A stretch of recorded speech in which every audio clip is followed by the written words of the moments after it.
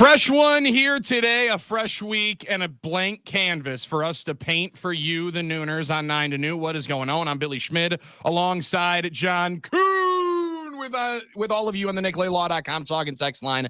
Special in-studio guest for the first hour of the program, Josh Albrecht, star of Zabe and Butch in the Morning, with us here inside the iHeart Megaplex studio, because legends never die. Heroes get remembered, but legends never die, John, as I'm reminded here today, and all of us are, on the YouTube stream, the X stream as well. Josh rocking that hat gasses me up maybe more than I needed on a Monday. I'm ready to run through a wall 1 week away from training camp, if anybody was wondering, seeing that message. We hand those out day one of Packers training camp next week, cooking with gas in the 2024 championship season. Okay.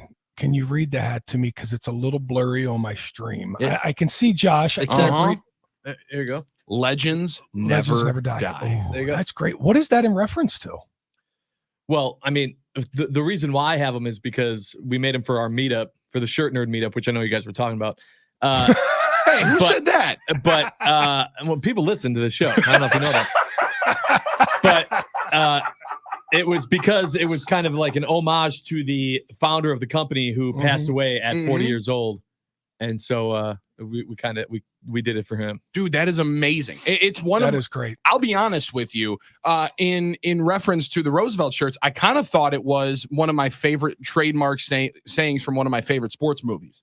I thought it was from Sandlot. It is from Sandlot. Okay, so you guys did pull it directly from that for the moment. He loved Sandlot, and so that was the whole thing. It all tied together. Heroes get remembered, but legends never die. And that is what these Green Bay Packers are trying to be. 1 week away from Packers training camp here today. John, it feels weird. It feels strange to say that on a Monday. Summer vacation's over for all of those across the league right now. Monday, July the 15th, it's payday for most people around the country, mid-month, and Packers training. Quarterbacks show up in 2 days. 2 days from now. Rookies show up in 2 days. And this is the new era, and it's only going to get earlier and earlier, especially if this new deal goes down where they start, I don't know, 3-4 weeks before this even starts. Yeah, and we've kind of parsed through that whole dealings. I'm gonna allow myself to think about what that summer looks like when that craziness, if it actually ensues, where they're starting training camp on like July 1st. I'll live in that world. But you mentioned the quarterbacks reporting in 2 days.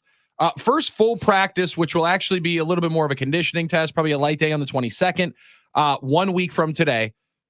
I was talking with my man Aaron Nagler on the Carry the G Radio podcast radio show that we do until we go back onto the radio on Cheesehead TV on Friday. And he was fighting back, John. He was taking swings back because people thought that he had referenced and kind of discussing the fact that Jordan Love could, maybe should, maybe won't be reporting on July 17th. And there's a lot of thought here because the contract is still not done. He had mentioned the last time Jordan spoke in front of the trash can at his weekly media appearance inside the Packers locker room, said, I'm hearing things are going well. I'm hearing it's getting close. Hearing it's getting close. Hearing that the Packers are both working on the sides. Hearing Brian Gutekunst say in multiple interviews that Russ Ball and David Mulligetta have a very nice relationship. All the things that we're hearing would lend us to believe nothing crazy is happening on Wednesday. Nothing crazy is happening on Wednesday, John, right? Like we're going to see Jordan Love show up to Packers training camp with the rest of the quarterbacks, with or without a fat, massive NFL generation changing contract extension, right? Nothing crazy happening, but nothing crazy happening because two non-crazy parties are in the dealings here. Okay. Listen, I firmly believe if Jordan Love wanted to, he'd be fully in his right to not show up until he has a new big fat contract extension. Now, there aren't a lot of quarterbacks that go into a season without a contract extension. I mean, let's look at it. Let's really look at it. It's been in the last however many years, a quarterback that you feel is a starting quarterback, potentially your franchise quarterback. The only two to do it have been Kirk Cousins and Dak Prescott. Mm-hmm. They've really been the only ones to go out there and do it. And Dak did it when he got franchised. And they at the midway point of the season or whatever it was, you get the contract extension the first time around, or maybe it was after the season, you get the contract extension the first time around. Dak Prescott's in the same situation as Jordan Love is right now. And they're talking once again, he's going to come back and play it out once again. And I think Jordan Love is the same. I think he's made of the same mold. Mm-hmm. I think he's made of that. And I feel good enough with my conversations with Jordan Love to know he's a guy, he's got his head on his shoulders. He's very composed. He's not irrational. He's not emotional. And I mean, we're watching contracts come out now. Trevor Lawrence last week, $55 million a year. I mean, that's probably right in the realm of where Jordan Love should probably be. Trevor Lawrence, 20 and 30 as a starting quarterback. Jordan Love, a smaller sample size, but 9-9 as a starting, 10-9 as a starting quarterback. You go back and add the 2 playoff games in there. So, yeah, I think it's right there in that mold. I think the Packers are probably understanding that's where it's got to be. Those numbers obviously come down based off the fact that it'll be a contract extension. And I think this thing plays itself out just fine. The question would not come, does he show up to camp? Does he? You have crazy moments in the history of camp where quarterbacks get hurt in practice, right? Who was it? Tyrod Taylor blew his whole leg Teddy off. Bridgewater. Teddy Bridgewater in Minnesota. Mm-hmm. That's a weird situation. You get a defensive lineman falling you. Freak accident. Absolute freak accident. But these quarterbacks, they're protected at practices.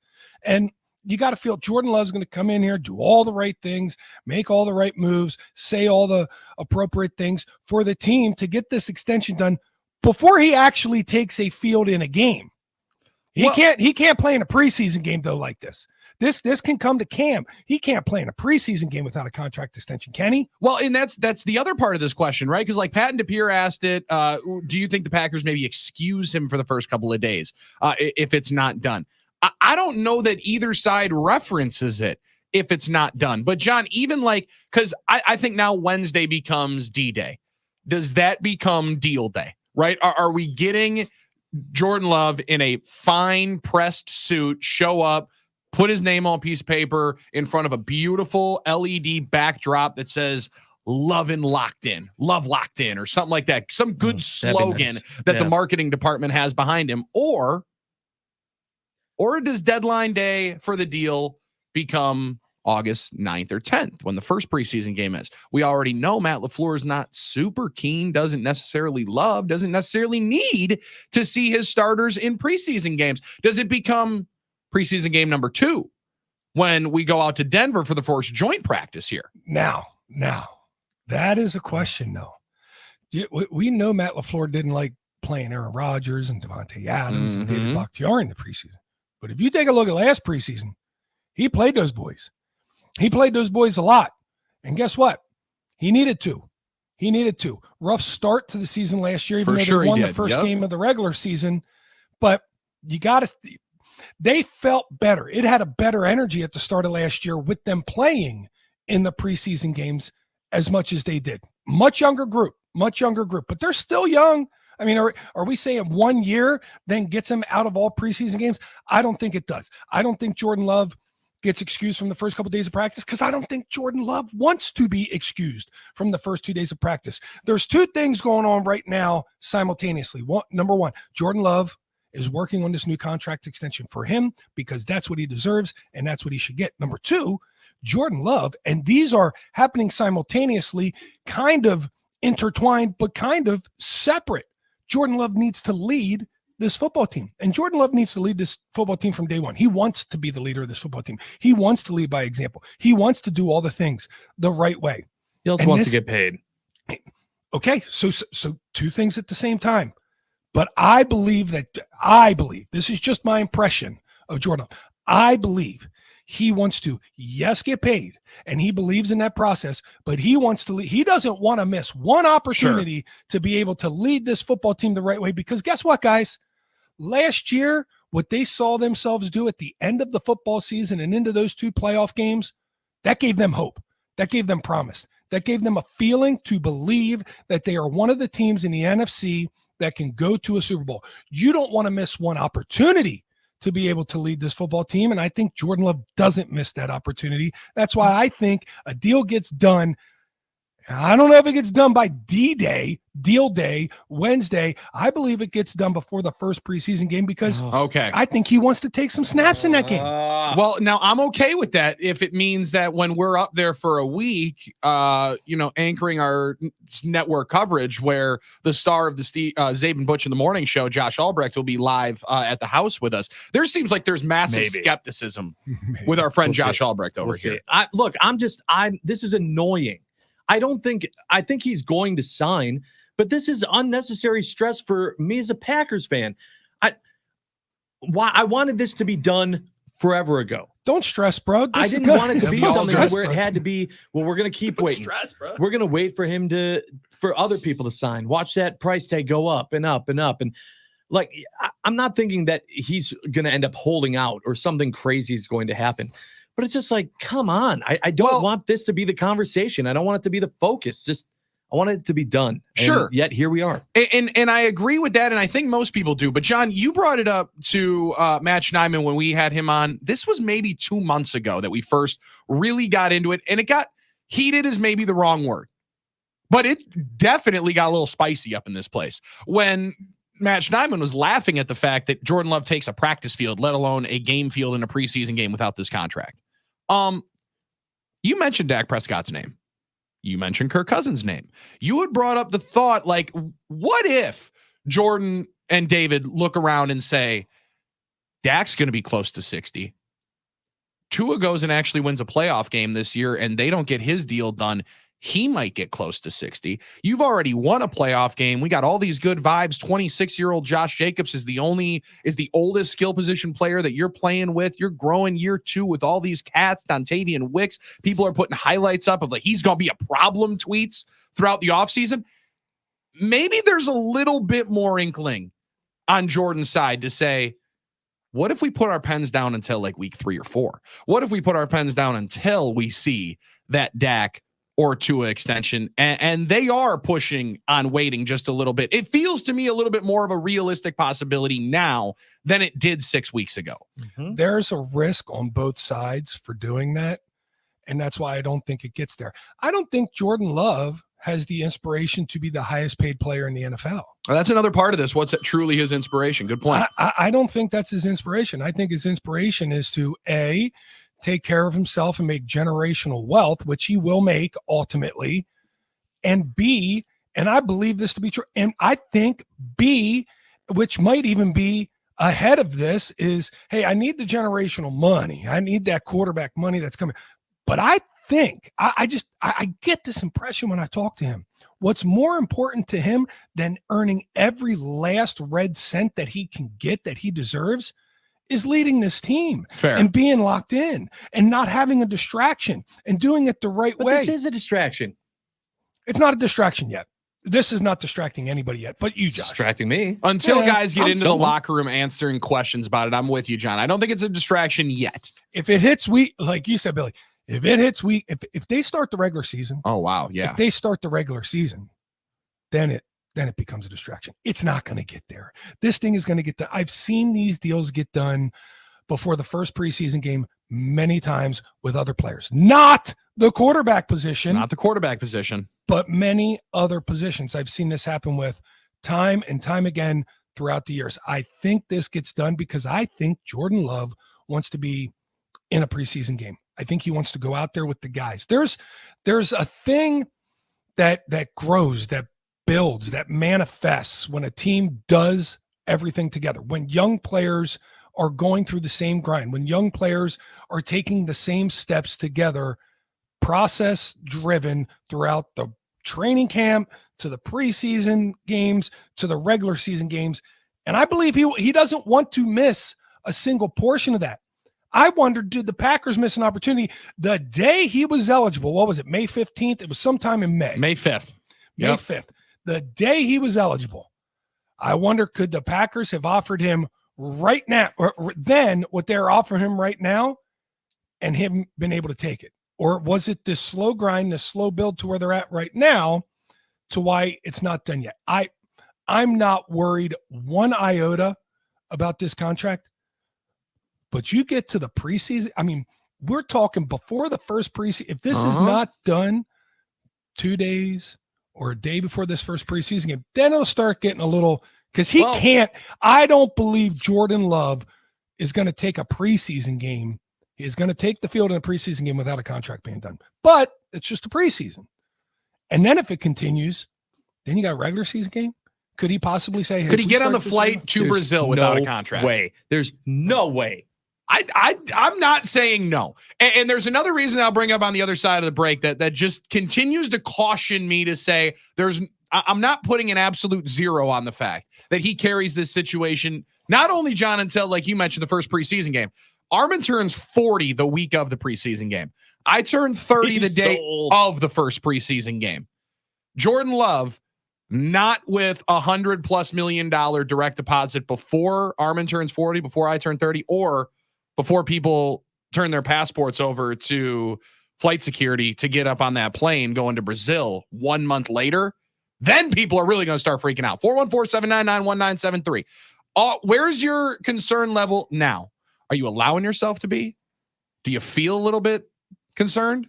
Do you not want to be concerned? So it's out of sight, out of mind. 414-799-1973. NicolaLaw.com talking text line is popping off right now with answers. We'll respond to all of them on the other side. He's John Kuhn right there. I'm Billy Schmid, star of Zabin Butch in the Morning. Josh Albrecht. He is a legend, and those never die right here on 9 to noon. That's what we're making with you. Radio Magic. Who said the All-Star break doesn't bring the most riveting sports conversation? They hadn't listened to 9 to noon quite yet. No flipping. We're back after this.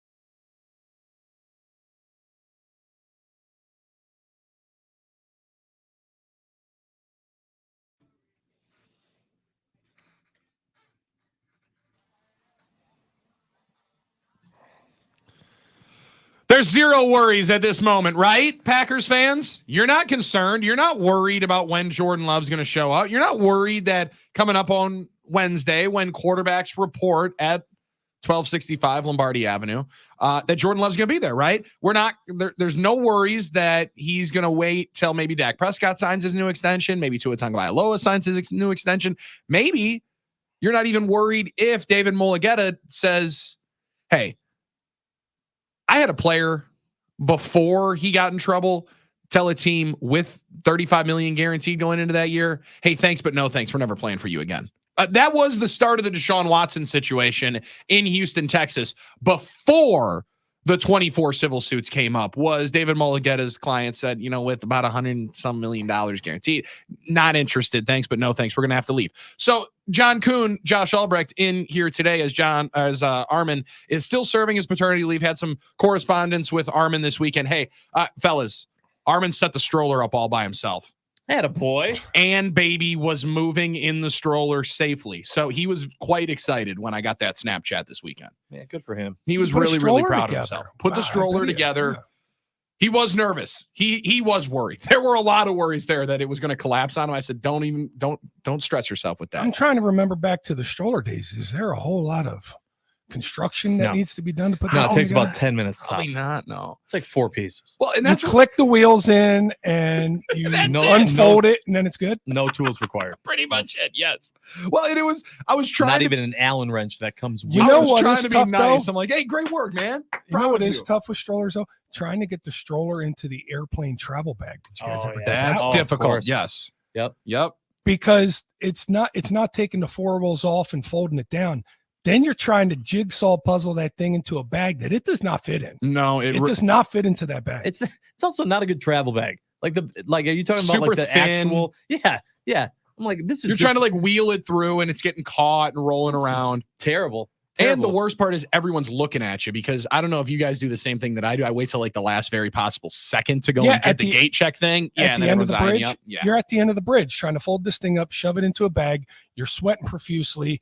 You can get the wheels off, you can get it in, but then you can't get the wheels in. So then you put the wheels in first, but you can't get the actual stroller in. It's like, am I just going to carry 4 wheels in my pocket and let this stroller be in the bag by itself? And then you're sitting there waiting and then all sweating profusely trying to get it. Just one guy taps you on the shoulder. Hey, man, do you have a gate tag for that? What tag? I have this white thing. Does that work? No, you need a green tag for that. So you're tired. Need your baby's crying, crapping everywhere. You don't know where this tag is. It's an early morning flight. You just give this guy got to be a look 6 a.m. flight out of Orlando or something. If you ask me one more thing, I'm going to jump off this one. I'm just going home. 414-799-1973. In the midst, though, of our conversation about worrying where Jordan Love will fall in the contract extension, when it will get done, if it gets done before they start playing games, ESPN just put out their new version, as they do this leading up to training camp, leading up to the camps getting released, guys, of their top 10 quarterbacks from rival NFL execs and coaches. People around the league make these top 10 lists. Jordan Love falls in the honorable mention category. Right behind Brock Purdy is where Jordan Love falls in, along with Tua Tagovailoa, who he's waiting to get signed with. Trevor Lawrence is in this group. Kirk Cousins is in this group. And after a year 3 where he gets paid and then the production dipped, they still made the playoffs, but he threw 15 picks. John, they got Jalen Hurts outside of this top 10, where he was everyone's pick to click a year ago. Now people around the NFL quickly kind of souring on that contract, or maybe just not seeing as much love as they did a year ago. That's how quickly some of this stuff can change. And it also adds some context to me of, so once Jordan Love gets this deal that we're talking about, gets this contract that is at that point going to be the most anyone signed for, I think maybe he breaks the signing bonus record that I think Jared Goff just got of $73 million. He's going to be one of 12 or 13 guys that's paid like that, not one of 4 or 5 guys like it had been in years past. Okay, I'm looking at this list, and I cannot argue with top 5. Patrick Mahomes, Joe Burrow, Josh Allen, Lamar Jackson, Matthew Stafford. I can't argue with them. Justin Herbert, CJ Stroud, Aaron Rodgers, Jared Goff, Dak Prescott. I don't know, man. I think Jordan Love deserves to be in there. I do. I think he deserves to be in there. I think maybe Jalen Hurts deserves to be in there. I mean, who are we taking out? I take out Aaron Rodgers. I hate to say it. I take out Aaron Rodgers. I take out Aaron Rodgers. Josh, he hasn't thrown for 300 yards in over 2 calendar years. No. I'm not disagreeing, but coming from you, I hate this is a what have you done for me lately league. And yes, I love Aaron Rodgers. Yeah. I love him as a friend, as a player, one of the greatest throwers of the football of all time. You've heard me say that a million times, but he hasn't played in a year. And the last year he did play, he didn't throw in 300 yards in a single game. I mean, this is crazy. This is speculation of what he's potentially going to do this year. But do you feel like Aaron Rodgers is going to light the league on fire this year? What tells you that? The only thing that tells me that, John, is 15 years of notice, or 15 years of the history that he's done. However, if that factors into his grading by all these other guys, and I also think more than anything, if this is rival NFL execs, there's a little bit of fear in here. There's many guys that still think, all right, we pissed this guy off. Who knows what's going to end up happening? Just look at what they did in Green Bay, and then all of a sudden he started playing like an MVP for 2 years. So I think there's a little bit of trepidation in here from some in the business of we don't want him to go scorched earth on us, even though he probably already is going to try to. But if you're going to bring in all the history for him, then I don't know that you can just watch 1 year and put CJ Stroud as number 7. Agreed. And watch 1 year in X Jalen Hurts out when he went toe to toe with one of the best football seasons we had seen a quarterback have with Pat Mahomes just 18 months ago. Like, if you're going to be too excited about what you see for 1 year, then you also have to then be a little bit more consistent with it from that standpoint. I'm with you. I would take Rodgers out. If I'm adding one in, it would be Love over that other group. However, I think my biggest question is, damn, dude, I think Dak Prescott deserves a little bit more love on this list. This is a dude that's team led the league in scoring a year ago without a amazing running game. He was second in MVP balloting a year ago, and he's 30 years old. Like, I think we've seen him, especially with Coach Mike, get kind of better offensively each of the last couple of years. The playoff performance is the thing that's in there, but Justin Herbert has played in one playoff game. If that's going to be the weighted part here, like that, those two were ones that I had even more of an exception with, albeit I do think Jordan Love needs to crack that top 10, probably right there at number 10, if he's entering that party and entering that chat. It goes to show there are a lot more capable quarterbacks, a lot more quarterbacks than you would normally say. We got about 10 guys that we feel pretty good with around the league. I would say there's probably about 15 or 16 now. Probably half the teams have a guy that they feel pretty damn good about. As you look at this, I mean, Jacksonville, they got to feel great about Trevor Lawrence with what they just paid him. Mm-hmm. Oh, yeah. He's not on this list either. So a lot of exception to be paid on this list. It is always one of these things. You need to be snubbed. You need to be a little disrespected first before you start getting the recognition. That is what I believe is happening to Jordan Love through these executives around the National Football League. 9 games, 10 games, 11 games. When you add into playoffs, not enough for some of these executives. They want to see a little bit more. But I say it again, Aaron Rodgers, what have we seen in his last 2 years, his last 2 calendar years? That's the biggest question. Yeah.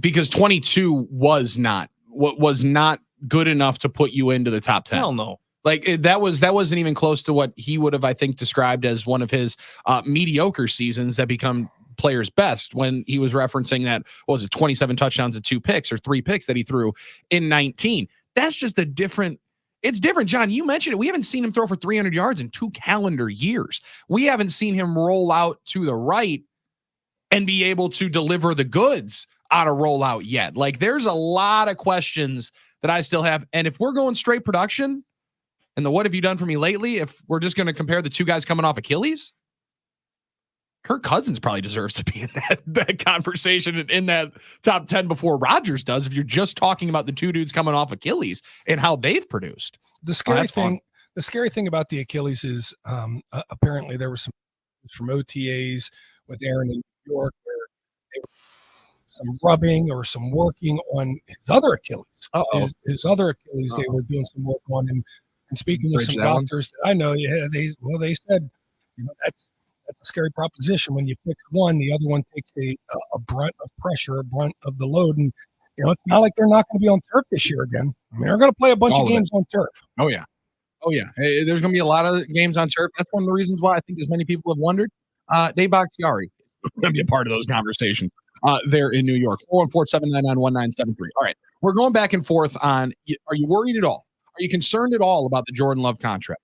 When does it get done? Because Mark says, relax, boys. This thing gets done tomorrow. Oh, yeah? Said tomorrow it gets done. Conversely, Great. Phil at Madison, John said, hey, Jordan Love is under contract. So this is all new. That's not true.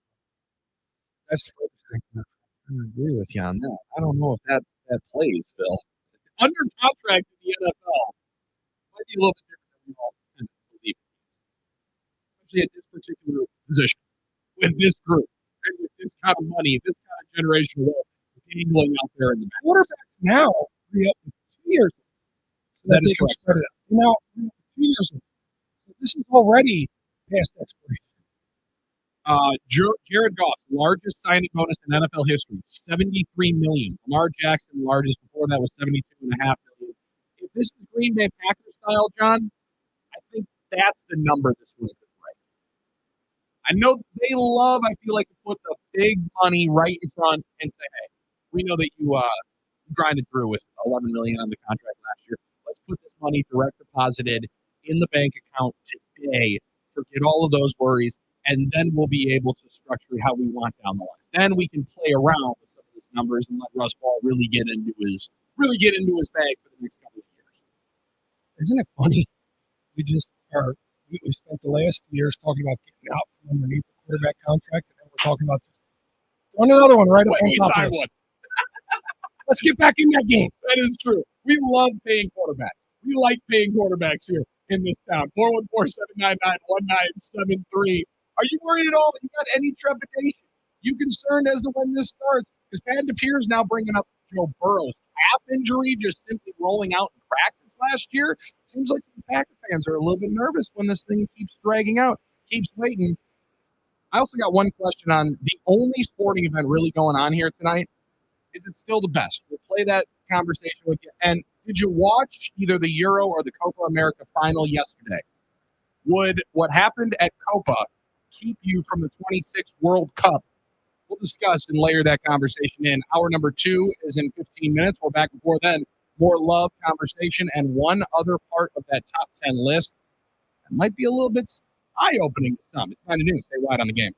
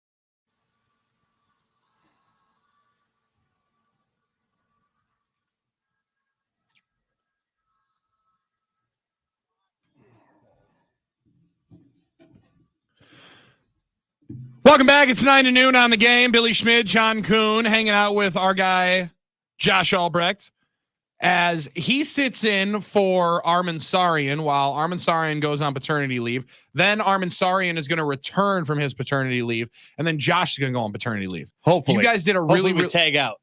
Can it be like a hot tag in the corner where you're just reaching? Come on. You're right there. Come on. And then Armin just jumps out from the diaper caddy and just slaps the hand. Like, come on, go change a couple of these things. And then who are you fighting on the inside there? Are you fighting a little toddler? Or is Puggies. Poopy diapers. Poopy diapers. It's you versus poopy diapers. Yeah, and let me tell you, it's an uphill climb. What's poopy diapers' finishing move? What do you got to stay away from?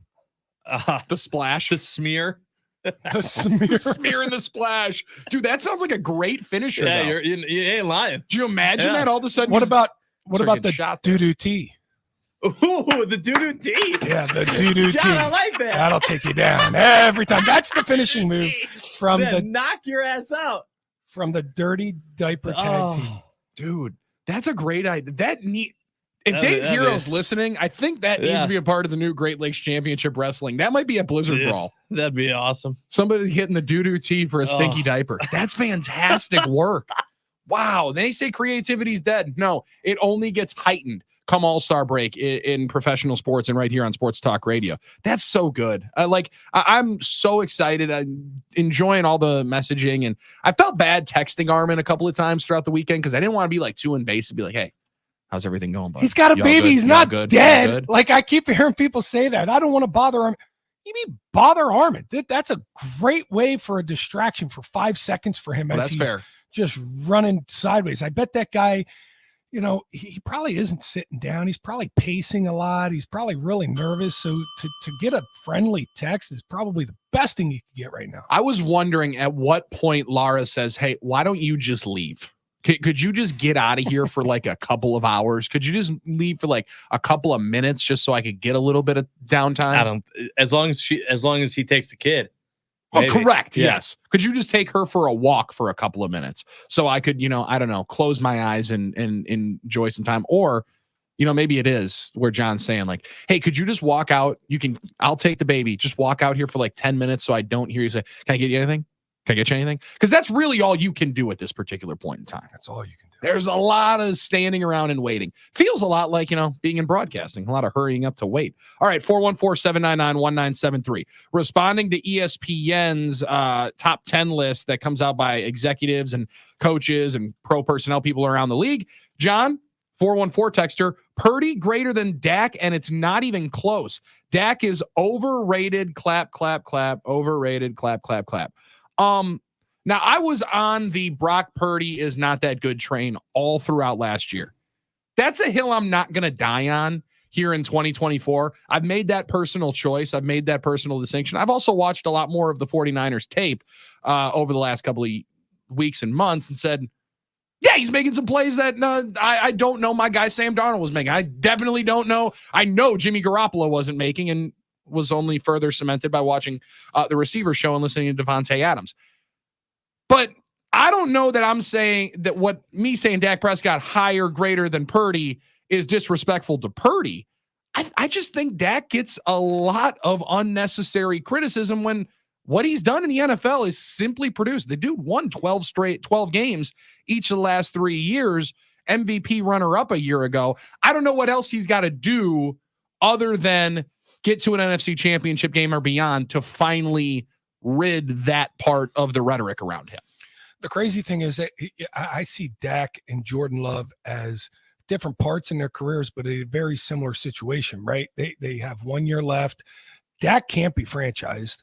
In his contract, he cannot be. He cannot be franchised. So he's got 1 year. I mean, if they let this thing go into the regular season and he plays, he's looking at free agency and staring at quite possibly the biggest payday a quarterback has ever gotten on the other side of that thing.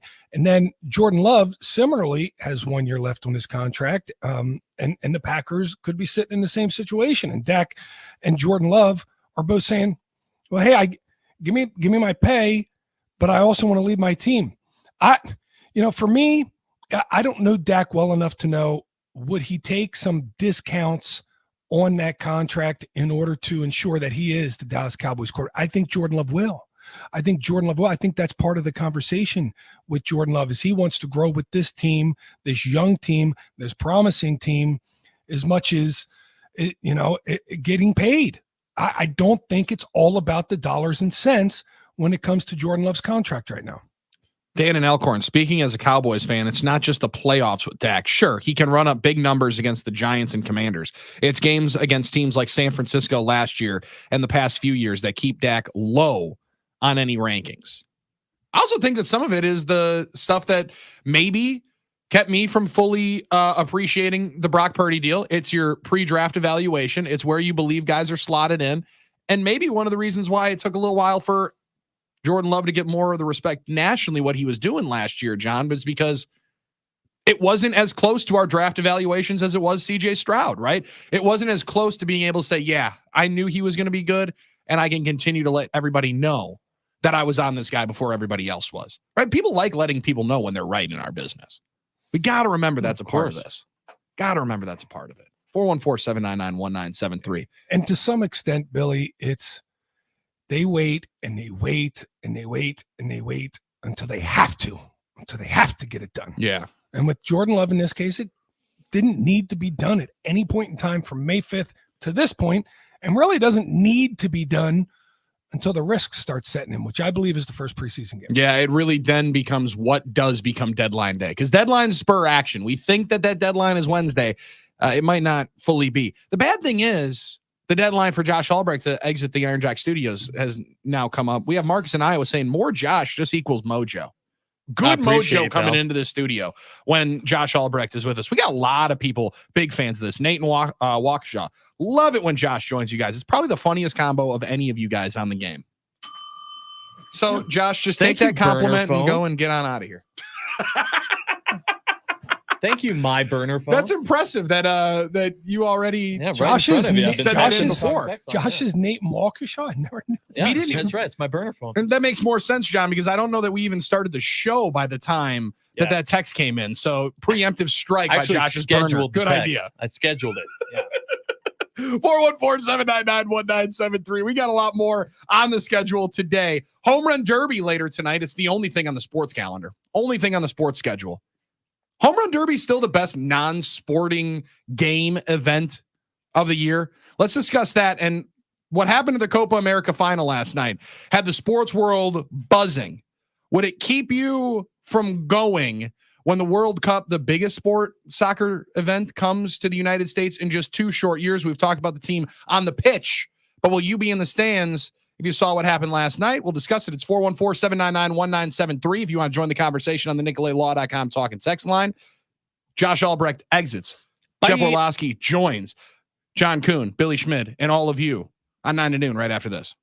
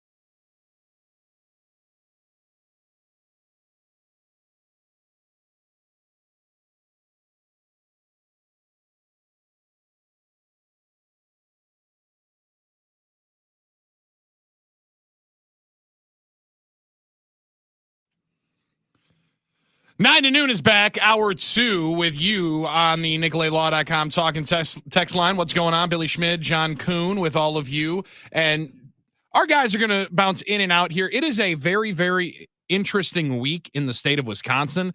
John Kuhn, even more intense in the city of Milwaukee. We got cats running all over the iHeart Megaplex. And people that didn't even realize they're working in politics are now working for the RNC because this building is all over the map here this week. So we're going to continue to keep doing our work. And if anybody is looking for that coverage, it's not on 9 to noon. Sorry. I apologize. We are not doing the wall-to-wall convention coverage because, John, I'm not trying to wait 2.5 hours to get my car into whatever restricted zone they were working at here today. So instead, we're going to keep talking about the important things like, Jordan Love's contract extension. What did you grill up this weekend, and home runs? Like, I think those are a lot more interesting than speeches and how they're going to turn and change here because of what happened over the weekend. I think that's more important and more interesting to our listeners. I hope, because otherwise they might be on the wrong spot. It's just not something we're going to dive into. It's just not going to happen. We're going to stick to sports. Yeah, what we will get into though, which is somewhat adjacent to it. So last night, John, you guys turned me into. I wanted to watch the soccer. I was trying to get in on the soccer. I was trying the to be the soccer. I was trying to do the soccer last night. I watched a decent amount of the Euro game, which second half was outstanding there at the finish, at the culmination. Then, thanks to our friends at Potawatomi Hotel Casino Sportsbook, placed a friendly wager on the night game, which I thought was going to start at 7:00. Like many people thought in the Central Time Zone, it would start at 7:00, and it's up starting closer to like 9, 80+ minute delay as the gates leading into Hard Rock Stadium in Miami last night, where the event was being held, Argentina going up against Colombia in the championship of the Copa America 2024 tournament. Very, very scary scene. People stormed through the barricades, rushed the stadium, hundreds of people, thousands of people without tickets trying to find their way in. Police and security personnel were trying anything and everything to keep people out. But, John, they were climbing up the air ducts into the vents to try to get into this event. And I'm not as familiar with soccer's game. So when they come in 2026 for the World Cup, is this what people can expect? Like, it's going to be this wild getting into just any game in 2026? Because if that's the case, I'll steer clear of this event here. Why? They were just trying to get in and get their seats. That's all they were trying to do. They wanted to get in there. They wanted to sit down. They wanted to get their seats. This wasn't and other people's seats. Well, that's what I'm trying to. The whole air duct situation, like your Mission Impossible breaking into the stadium. Yeah. Did they not have tickets, or did they have tickets, but they were just looking for a way to get in because they were being restricted from actually going in at that time? It was mostly people without tickets. Like there's videos of guys running up the ramp, booking it away from security personnel without tickets. Hard Rock issued a long statement of, we thought we had this. Listen, we thought we were going to be okay. Turns out we weren't. But I don't necessarily know if it's just the location. Obviously, there's a much different, larger demographic of people from South America in the Miami area, right, in the South Florida region, right? So maybe this isn't going to be the same situation when Spain and Uruguay play at Arrowhead or whatever, or at AT&T Stadium. But I do think that there are many people in America that have decided that they're going to spend a large portion of their entertainment dollars. There were people that spent, 4 digits worth on tickets for this thing, and then showed up and security's like, hey man, sorry, people are standing in your seats. There's nothing we can do. We've already kicked like thousands of people out, and overcrowding throughout the day was happening. I don't know. Maybe I'm being a little bit too scared here. Maybe I'm being too nerdy here, but I think this is going to keep a decent amount of people away from what seemed to be one of the trademark hallmark events that people have been waiting years for here in America. Yeah, I'm not worried about it. Do I think it's going to be as crazy? Yes. Do I think fans are going to be able to just bum rush stadiums and get in? No. I think they were unprepared for this down in Miami. I think they found out, hey, what's that meter called? The mess around and find out meter? Correct. I think they messed around with the final and they found out. And they found out just how intense people are about this thing. I would have never imagined I would see a day where fans are finding little crevices and cracks in the walls that they can crawl through the ductwork to get to other places. Now, here's a question. You start crawling through the ductwork, when are you getting out of that thing? When do you and think you're how do you safe? get out of that thing? That's another very, very good question. As somebody that has found a couple of different places to potentially sneak in around areas of stadiums that you're not supposed to be in, John, those are all stairwells that I was using, right? Like a fat like me is not getting into one of those air ducts, let alone for now finding the excuse or the escape route.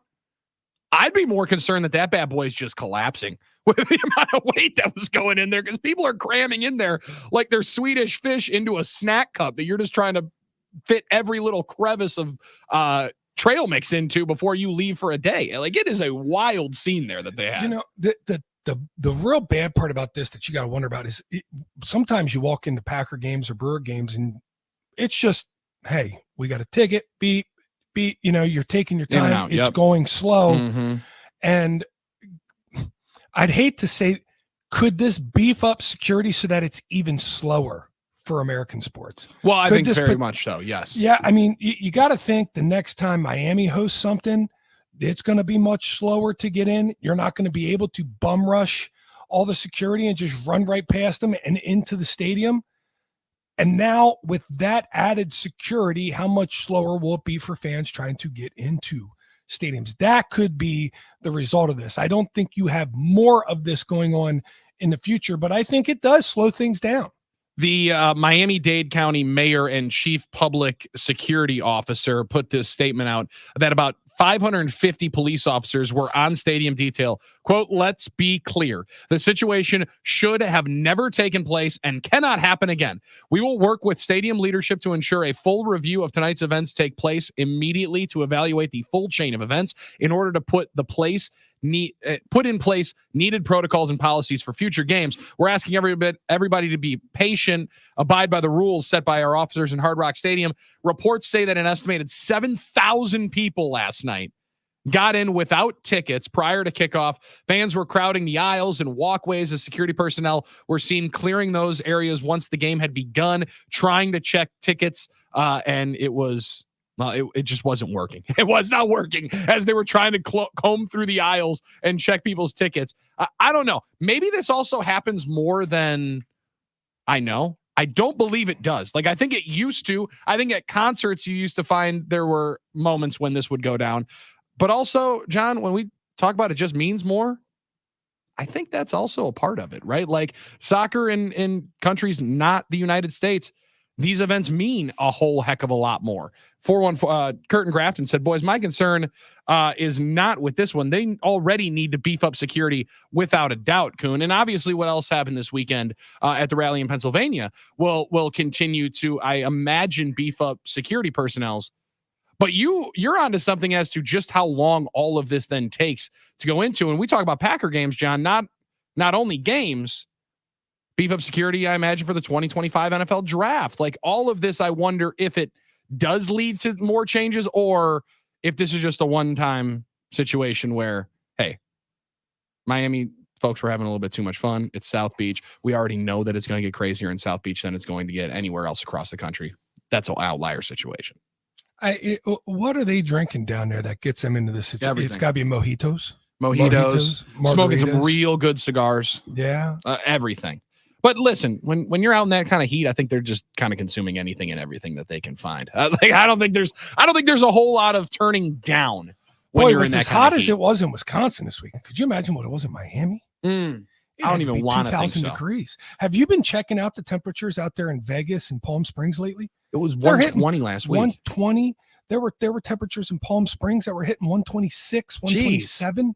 I mean, we're not far away from 130 in some of these spots in the summertime. I'll just stay right here in Wisconsin. I'm perfectly fine. Yeah. How was it up at the cabin this weekend? Very nice and comfortable. The water also allows you to cool off probably a little bit more. I imagine there was some good times being had by not only just the Kuhn residents, but everybody up there in the Bay Area. Oh, yeah. It's fantastic. It's fantastic. No bum rushing going on up here. A lot of people A lot of people trying to everybody get cordial. AC Tap. Yeah, but not like this. Security details okay at those venues. Not an issue at that particular point in time. 414-799-1973. So what'd you think of the game since you're trying to get into the soccer? John, I'm gonna be completely honest with you. I tried. I tried. I fell asleep. All of a sudden, it's a nothing game, and these announcers are talking about how exhilarating it was. I tried. I really did. I tried for the program. I just couldn't do it. Like the Euro game seemed fun, seemed awesome. Again, dozed off. Like I think this might be more of an issue for me, but I am trying to get better by 2026 because I imagine similar to how when the U.S. Open, John, came to Aaron Hills and everybody in our positions then became golf experts. I kind of think that's how it's going to be when the World Cup is on American soil, that everyone then pretends to be soccer experts. So I got to up my game just a little bit before that happens. Okay, yeah, you got a year to figure it out, right? Or find a year just to be able to watch 2 this years. game. You got 2 years to figure it out. This was. I thought both games were entertaining, and it just goes to the added fact of what we talked about last week. It's just a damn shame here that the U.S. can't put out a better product because look at how passionate these fans were down there. Look at how passionate these fans were to get into the game. Look at what the atmosphere was at the Euros for Spain when they beat England. That was electric. And, we would have that type of atmosphere. I remember what it was like was it 2000 when Brandi Chastain kicked that game winner? Was it 2000 World Cup or was it 98? Trying to think of how old I was when I was sitting in front of an old big screen television. The old ones that weren't flat screens. They were enormous boxes that just sat on the floor. Massive projector in the background. It took about 400 pounds to get through. Yeah. I think Brandi Chastain kicked that thing in 2000. And I remember the type of excitement that was for American fans. Like, dude, we got fired up over that thing because, hey, it was the start of something new in the U.S. And, the men have not been able to create or duplicate that type of excitement in their game. But we at least get Argentina and Colombia to come here for a Copa America final that we can't keep people out of the stadium for. Clinching the World Cup title for the U.S. at the Rose Bowl in Pasadena in the 1999 FIFA World 99. Cup. Okay. So you're right there at that spot. Now, Rose Bowl is one of our spots. That would be one of the sites for us if indeed they were going to do the World Cup the right way again next year. I don't believe that's going to be a site. It should be. It should be a site for some of the great moments of all sports. It's going to be the site for a couple of moments that, John, I've been waiting for a long time. Now, we had somebody talk about it right away on the talking text line. And this is a day that I imagine there are more like me in the 30 to 40 variety, maybe a little younger, maybe a little bit older, that have been waiting for the debut of the College Football 25 video game to be released here today. Today is the first time that if you pre-ordered it, John, we're going to get our hands on the sticks, and I'm going to be playing for a large portion of this week. It really, really helps that the All-Star break came out on the same week that this video game came out.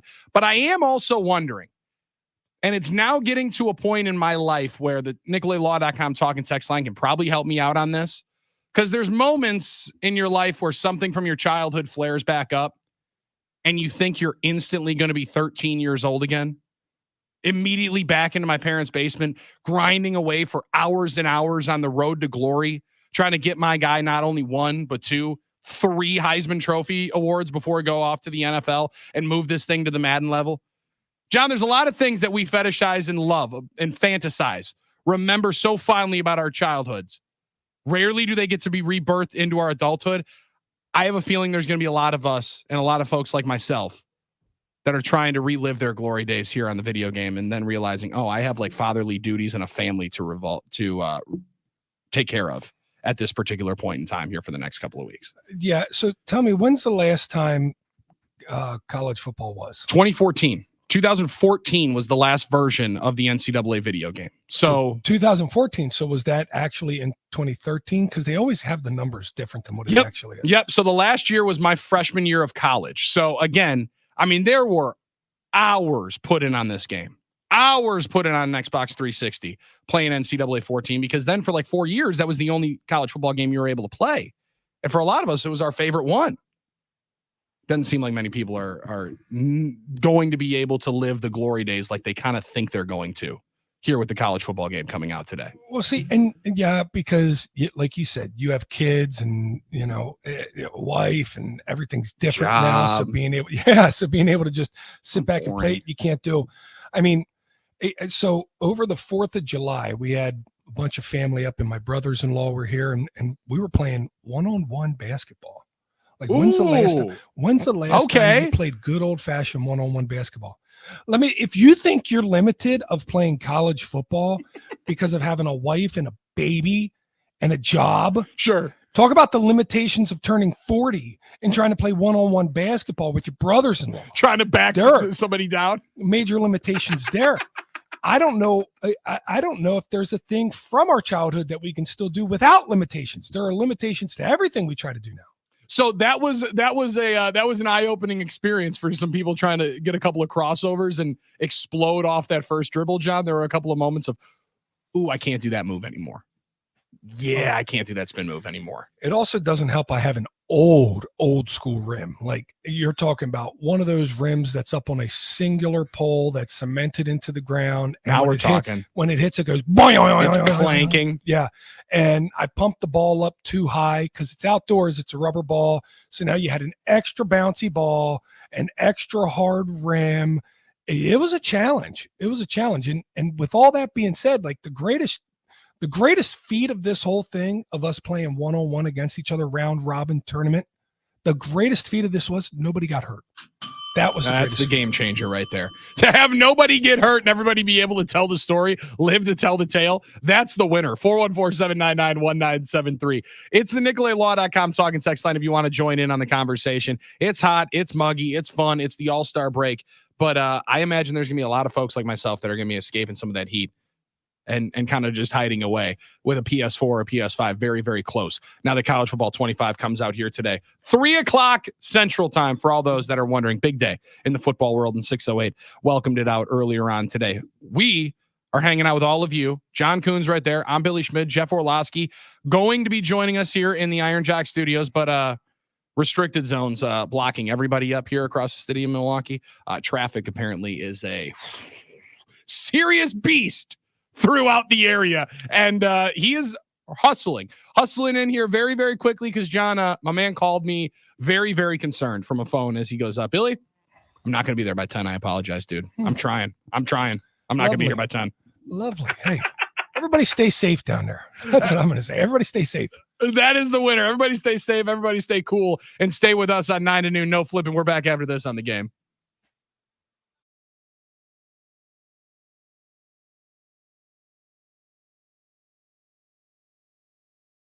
Windows and doors of Wisconsin. And right now it's time for some good old-fashioned dad jokes. Let's start with the Wisconsin dad joke. What do you call it when a cow grows facial hair? Well, you call it a mustache. Okay, now, here you go. Now this is a window dad joke. What do you need in order to cook in a sunny kitchen? Well, you need shade and bacon. Quite frankly, I can't help myself right now because my mind is on windows and doors thanks to this incredible deal going on at Pella Windows and Doors of Wisconsin. You can pay as low as $18 per window and $81 per patio door this month at Wisconsin Windows and Doors of Wisconsin.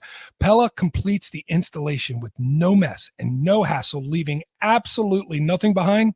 Well, except their perfect results. And I'm telling you, they come in and detail this thing to every spec that you want. And Pella completes installation in as little as a day. Again, get as little as $18 per window and $81 per patio door per month at Pella Windows and Doors of Wisconsin. But this offer ends July 31st.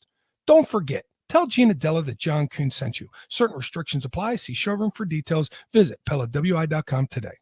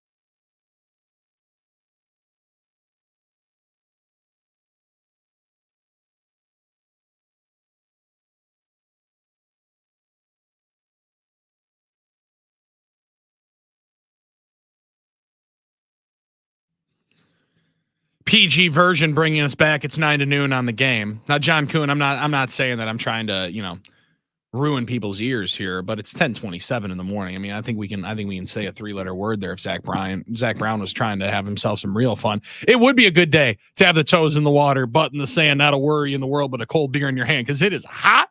It is sweaty outside. It is muggy. And the best part is summer vacation is about to end for all of us that cover football, because we were talking about it just a little bit earlier in the show.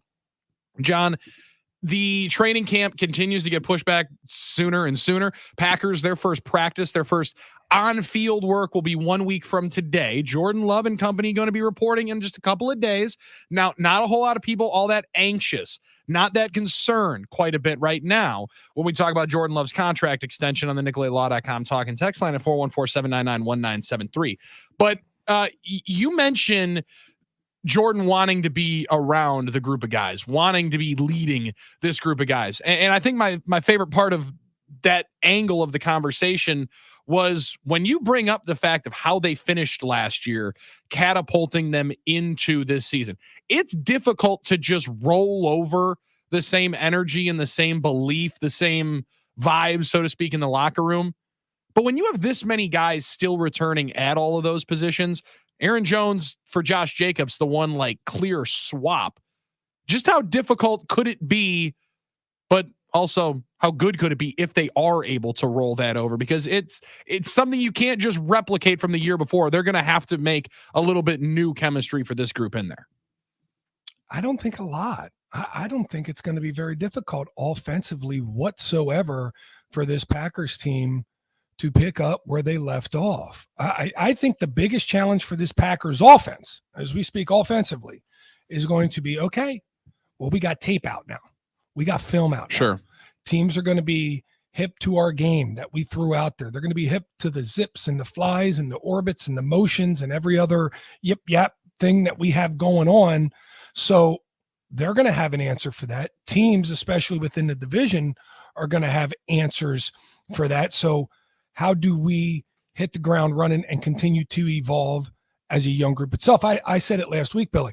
We were the youngest in the NFL last year. Most likely will be the youngest in the NFL again this year. That's not necessarily a bad thing because we will have experience with that youth as well. Offensively, when you talk about Josh Jacobs being inserted for Aaron Jones, I think that's a plus for the Green Bay Packers. Mm-hmm. I do. Yep. I loved Aaron Jones. He was the opportunity to hit a home run nearly any time he touched the football. But I think Josh Jacobs offers that same ceiling. I think he offers that same top side that Aaron Jones had and potentially more durability than Aaron Jones, who was pretty durable during his career, but we saw some injuries rear their ugly head last year. And Josh Jacobs, I think, will be able to plow through that for a Packers offense that is definitely going to run the football. Plus, you got another young running back out of USC who's looking to come in and potentially be another big-time playmaker for this Packers offense. I feel very good about Packers defense. That's the one that gets, okay, how is this going to look now? We know Jeff Hafley. We know the added pieces. How is this going to play out for Rashawn Gary? How's this going to play out for Kenny Clark? How's this going to play out for Lucas Van Ness? They're all going to stay on that defensive front where they've always been. But these techniques that they're going to be playing in more of a 4-3 base and still a sub defense is a lot like what they've been doing since college. It kind of fits their game a little bit better. I think it will fit Quay Walker's game a little bit better. And then you start adding the pieces of an Xavier McKinney in the back end. This Packers defense is the one that I feel like is the wild card. How long will it take them to get up to speed to what Jeff Hafley is trying to do? At the beginning of the season, generally defenses have a leg up on offenses because you can fix if you're aggressive. What people don't offensively, Billy, you need all 11 guys on the same page. One breakdown can ruin the play. Defensively, you can have 10 guys not on the same page, but if one guy is making a play above and beyond, that can win the game or that can win the play. Totally. So defensively, you don't necessarily need all 11 guys in sync. You want them in sync. You want to, and that's what great defenses do. Every play, every player's in sync. But let's say at the beginning of the season, first game, you have a couple mental errors, and generally throughout a game, 5 to 6 mental errors occur. that's about what's allowable for your team offensively or defensively. I would suspect the Packers will have somewhere in double digits to start the season, but that's okay because if you're aggressive and you can make those plays, you can do that on the defensive side. The old make a mistake 100 miles an hour plays on the defensive side a whole lot better than it does on the offensive side. You see the offensive mistake a whole lot more. And that's where, TK and Grafton, John, had responded to your question on offense. And I don't know if I look at it and think about it more because I love the position and it's my favorite one to talk about and think about and enlighten more on. The offensive line for me is really the only one that draws the question come the offensive side. Like, who does Rasheed Walker take the incumbent spot as the left tackle and start all 17 games? Does he end up getting subbed in for Jordan Morgan at some point? Do they end up at some particular point during the season doing what they did with Sean Ryan and John Runyon Jr. last year and start alternating reps? And who ends up winning the right guard spot? I don't know, because that's more of, I think maybe I'm just too nerdy and like it to think that, or, their right guard spot is as big of a question as I'm making it seem because they have multiple guys that are going to be competing for that role. One of which is a first round pick, one of which a third round pick from a couple of years ago, played a bunch. And another one in Monk, who is coming in fourth round pick from Duke, played like 60 some college games. They got a lot of guys that can at least fill 1 to 2 of those empty spots on the offensive line if that competition really flares up come camp. And I don't really know if the spots are empty, right? I don't really know if the spots are empty because the way the offensive line played at the end of the year, you got to feel pretty comfortable about that rotation at the right guard. You got to feel pretty comfortable with Rasheed Walker at left tackle. I like the way that I've been watching some clips from last year. Rasheed Walker really played a great game against Nick Bosa in that divisional round playoff game. Yep. And you're talking about Nick Bosa, one of the best rush ends in all of the National Football League. He played a great game against them. And I feel pretty comfortable. I mean, the added depth to the offensive line tells me that they are now in a spot where, and you don't like to say this, but if an injury does occur during training camp, it's not, oh man, the sky is falling. They have pieces now that they can build and grow into their spots. And on the offensive line, you love competition. You love guys not feeling settled in, so they go out there and handle their business. And that's what they have on the offensive line. I love the way the Packers offense is sitting right now. I don't like it. I love it, Billy. I feel very, very good about the start of the season. For me, the big question mark is on defense, but there's a lot of reason to be optimistic there as well. When will the first day that you really start feeling confident in believing what we're seeing with the Packers defense? Because I asked this because last year, during training camp, when you're close and you're seeing everything day in and day out, John, you can convince yourself things are a lot better than potentially they are. Like last year when we watched the New England Patriots come in for joint practices, look around like this is going to be one of the best defenses in the league. They won 3 games last year. Now their defense wasn't the reason they lost 13, 14 games, but it was a contributing factor to why they lost all of those games. Is the joint practices the best time to fully be able to see how that communication is working on the defensive side? Are we only going to be able to see that in preseason games / regular seasons? Well, not now, because I do feel as confident with this Packers offense that I do. I feel like good on good, meaning Packers ones versus Packers ones. We'll get a great sense of where this defense is. We will. I think for me, defensively, who's going to be opposite Jair Alexander? Is it going to be Eric Stokes? Is it going to be Carrington Valentine? Does Keyshawn Nixon lock down the nickelback role, right? How does Corey Ballantyne jump out here and earn himself a starting spot? How does this play itself out? Is Kalen King, a guy who was being dubbed a potential first-round pick going into the last college football season, who dropped to a 7th, does he ascend as we saw Carrington Valentine ascend last year as a 7th round draft pick? I will feel confident because this defense is going to be, it's going to have more man principles, whether it's press man, bail, it doesn't matter. There's going to be more man principles in this. So I will feel comfortable when I see a cornerback on the other side that I feel really good about. Question here on the NicolaLaw.com talking text line about those corners from TK and Grafton. Do most corners prefer press man, John, or zone? Well, okay, so that's a funny thing, right? I remember Casey Hayward was a guy who zone coverage, he excelled. He would Yeah, I mean, the vast majority of his interceptions came in zone coverage, and he was a guy that Packer fans were like, we needed to keep him. We should have kept him. And he went to, where did he go? Chargers, San Diego, LA, and he thrived there in their zone coverage scheme. And some guys are just better in, being comfortable in field spots, playing off of men in those field spots than what they do in press man. Some guys like to get up there and just get all over the wide receiver and put their hands on him. Heck, Richard Sherman played zone, but he loved playing zone from a press position. So he loved playing that third zone out of press position. So everybody's a little bit different. I think it's not, do you like press man? It's, do you like man?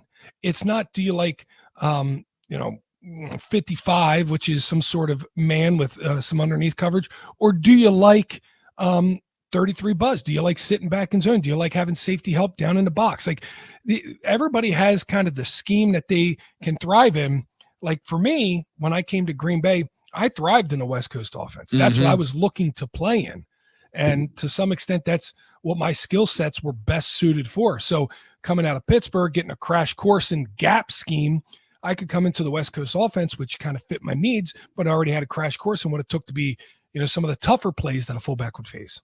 I'm fascinated. You bring up the cornerback spot. It really does become one of the best competitions to watch throughout training camp. And Carrington Valentine was the Ray Nitschke Field MVP last year and ended up playing so much. You mentioned Corey Ballantyne. Folks going to Ray Nitschke Field, wearing 26 this year, not 35. That's one of my early pieces of as we continue to study and try to find some stuff. John, I'm just trying to find those little facts to make sure that I am dialed in. That's going to trip me up. I'm going to be out there looking for 35 running around on the corner, and instead it's going to be 26. That's Corey Ballantyne. However, up in the box, I think Wayne Larrivee is going to be kind of happy that Ballantyne and Valentine no longer just two numbers away with 35 and 37. They're making it easier on the broadcasters. That was good work by the football department with these decisions. You do, but you don't. Do you know how often it is that a guy that plays a very similar position wears a very similar number? When you take a safety and Darnell Savage wearing 26 and then you give it to a cornerback and Corey Ballantyne wearing 26. Fair, yes. It gets difficult. You see a guy chasing a ball down with a wide receiver, it just you get that slip of the tongue. It was always like that when you were playing too. The first couple weeks, a guy comes in as a rookie, he's wearing a number of somebody else, and you're like, who is that's not who that is anymore. So I heard Joe Burrow on the Pardon My Take podcast this weekend. Like I told you, I had some windshield time, so I was driving a little bit, listening to it. They asked him, do you still remember every practice squad guy's name? At what point in the training camp do you have to make sure that you have everybody's name? He said, yeah, be honest. When I was younger, I thought that was a little bit more, I was dialed in on it, and I was practicing. I had some flashcards. He goes, now you better make the opening day roster, and then I'll make sure that I have everybody's name. I'll text the draft picks, but you got to be on the 53 for me. Come on, he doesn't even get them he spends 9 weeks up with them in the offseason. In the OTAs, right, John? I'm like, come on, there's team building exercises specifically for this, so you get to know your teammates. I know our guy's got everybody's name dialed in. Not only because he already knows Bo Melton, Dontavian Wicks. Jordan Love probably got nicknames for everybody already. Whole 90-man roster. Jordan's got dialed in coming into training camp, and we will as well. When we broadcast live from training camp practices starting up 1 week from today, this radio program will be at Ray Nitschke Field, and the first practice is inside a week away because it will kick off at 10:30 public practice on the 22nd, and this show will be here 1 week from today as the Packers start up their 2024 championship season. Tonight, the 2024 Home Run Derby is firing up. New rules. Some people have been wanting for him, clamoring for them. But I've always thought the Home Run Derby, best non-sports game sporting event of the year. Am I crazy? Is it still there? Or am I missing a big old hole? We'll discuss coming up next. It's John Kuhn, Billy Schmid. You're on the NicolaLaw.com talking text line. It's 9 to noon on the Game.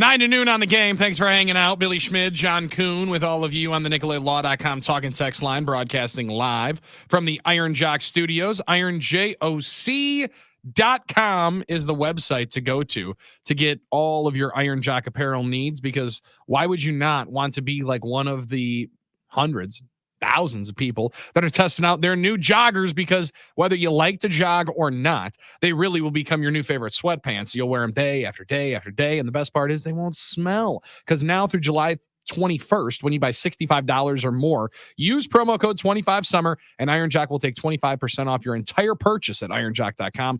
Go there for more details. That's ironjoc.com. If you're looking for a new comfortable pair of sweatpants, you're trying to rock that, or maybe you are one of those joggers, maybe you do want to jog. However, John, I'll be honest with you, whenever I see folks in joggers, rarely seeing anyone jogging. Most of the time I'm just seeing people rocking joggers on a day in and day out basis, and I like that. It's like one of the only things that has a trademark sport that goes along with it that I rarely ever see somebody rocking the pants for. It's like tennis shoes. See people wearing tennis shoes a lot. Don't always see them playing tennis in those deals. Did not wear joggers when I went out for a jog this morning. My first. You'd have been dying if you did. My first jog in a while, actually, Billy. I was. Let's go. Well, I the Peloton. I got the Peloton, so I've been big on the Peloton recently. But up here at the cottage, I don't have the Peloton. I do have a bike. Don't love riding the bike on the roads up here. I don't know why. I feel more comfortable running on the roads up here, just being able to see the cars coming at you and everything like that. Dipping and diving out of the different gravel roads and stuff. Yeah. What do you think I ran this morning? How many miles? You strike me as a 2 to 3 mile guy. I'll go with the high side of 3 miles. Okay. I will impress you here. I did 9,500 steps, which equated to 5.8 miles. Jeez Louise. Yeah. Okay. Wow. Is this just the goal here for the summer, or are we working towards something here? I gave up on running about 2 years ago because I started getting this pain in my foot. Sure. And I just went back to, riding the Peloton, going on the bike and doing the ARC trainer and working out and stuff like that. But rarely would I go for runs. I'd go for walks. I'd maybe do some sort of running on the treadmill, but not long distance, not anything like that. So here I just decided, hey, I want to go back out and see if I can do this. I impressed myself. with that. 5.8 miles, just about an hour, just a little over an hour. Mm-hmm. That's a really solid pace that you were pulling there too. Not really. It's like 10:30, which that seems pretty solid. Listen, 3/4 of the nooners could do. Yeah. Well, listen, you say you gave up on running a couple of years ago. Running gave up on me about 29 years ago. Never consistently. I'll be honest with you. I think I ran a consistent, like full 2 miles, maybe like 4 times in my life. And at that particular point in time, I hung up the running shoes and I said, I'm going to be a walker instead. Listen, this is a jog, which means for a guy like me, you don't do the whole thing, right? Take a couple of seconds. I can't help it. I still have football in my blood, so I can't just go slow like bop, bop, bop. Can't do it. Bop, no. Bop. No, I'm more like a bop, bop, bop, bop, bop when I'm jogging. Mm-hmm. And then I got to walk for a little bit, which is fine. I actually think the slow bop, bop, that tires me out more, John, than just going for a little bit of a like 60%. And then I'm going to walk for a little bit, catch my breath. Then I'll fire it back up. But if I'm going for that slow, consistent, I can run this pace at the entire time. That actually makes me more upset about the run than just sprint, quote unquote, as far as I can. Like what I would do during the training run, where it'd be like, you have to jog the end or the width of the field, or you have to jog the length of the field, sprint the short side of it. Well, listen, the jog was going to look much more like a walk, and then the sprint will be about 75 to 80% of what I got. And then I'm going to try to pick up the entire thing again, coming up on the other long way. The crazy thing about running up here in Door County is there are people running everywhere. Oh yeah, definitely running territory. You are in the thick of running country here. So being out here this morning, and I talk about it, the jog walk category that I'm in, I would jog, and it just worked out where there was a good mile and a half of this 5.8 miles where I was matched up with an older woman, and she was jogging. Okay, she was just on that steady jog pace, and I would jog, and because I'm bop bop bop instead of bop bop bop, I'd get out in front of her, Mm-hmm. and then I'd have to hit walking for a little bit. tortoise in the hare situation. And, and then by the time she caught back up, I'd start going again. And then I'd slow down, and then I gotta get going. right about the time she caught back up to me, I'd catch my breath and I'd go again. You She should probably thought I was a maniac. I was going to say you should have thanked her at the end of it for being a fantastic pace car for you. Once I knew that she was getting close, that's when I got to crank it back up here. Well, and 2 miles, that's a decent part of our run. Oh, and damn right. I'm yeah. wondering how much we're going to do of this thing together, because I made a turn onto the road. She was right in front of me. I passed her, then she caught up, then I passed her and she caught up, and I passed her and she caught up. I thought we were going to do this much further than we did. I was actually having a blast with it. So until did she you finally have turned down a did road. you have your perimeter set, or was this just however far I'm going, that's where I'm going deal? I knew what I was going to do here today, because Okay. I haven't done this in a while. Like I told you, I haven't run Yeah. in a while because of that foot pain I was getting. So I knew what I wanted to do today, which is it's what we call the small loop up here, 5.8. Mhm. The big loop, That's the small big one. loop is somewhere around 8. The big loop's somewhere around 8. And I wasn't ready for the big loop today. I wasn't going to do Hell it today. I no. wasn't going to push too much, but I knew what I was going to do today. And yeah, it was pretty good. And then and I told myself, you I'm don't proud need of to you. go That's crazy. impressive. It's one song on, one song walk, one song run, one song walk. That makes it easy. Our definitions of easy are different, definitely different. However, it gives you, I like that gives you at least a little bit of a pace to it, a little bit of a countdown of, okay, I mean, look, 27 seconds left in the song. Okay, I can do that. I can do that. Because I look at the clock too much. That was my problem with any kind of elliptical deal. iPad had to go right over any of the time or how far I've gone, because then I'll just be able to look at that and then tell myself, well, you could probably short yourself for about 5 minutes or so. 414-799-1973, 262. Were you wearing Hoka's? No, Nikes, Yeah. old school Nikes that I had from my football days. Come on, 262. We already had that conversation. We already know that's not going to be the part of the repertoire for this radio program. Hour 3 of this program, always our best one yet, features a Coons Can't Miss. There's one event tonight to potentially be investing on, some new rules for the Home Run Derby, and something to look forward to coming up tonight. But is it still the event that we thought it was, or is it gone way of the slam dunk competition, where you just have to cross it off the event calendar? 9 to noon, hour 3, right after this.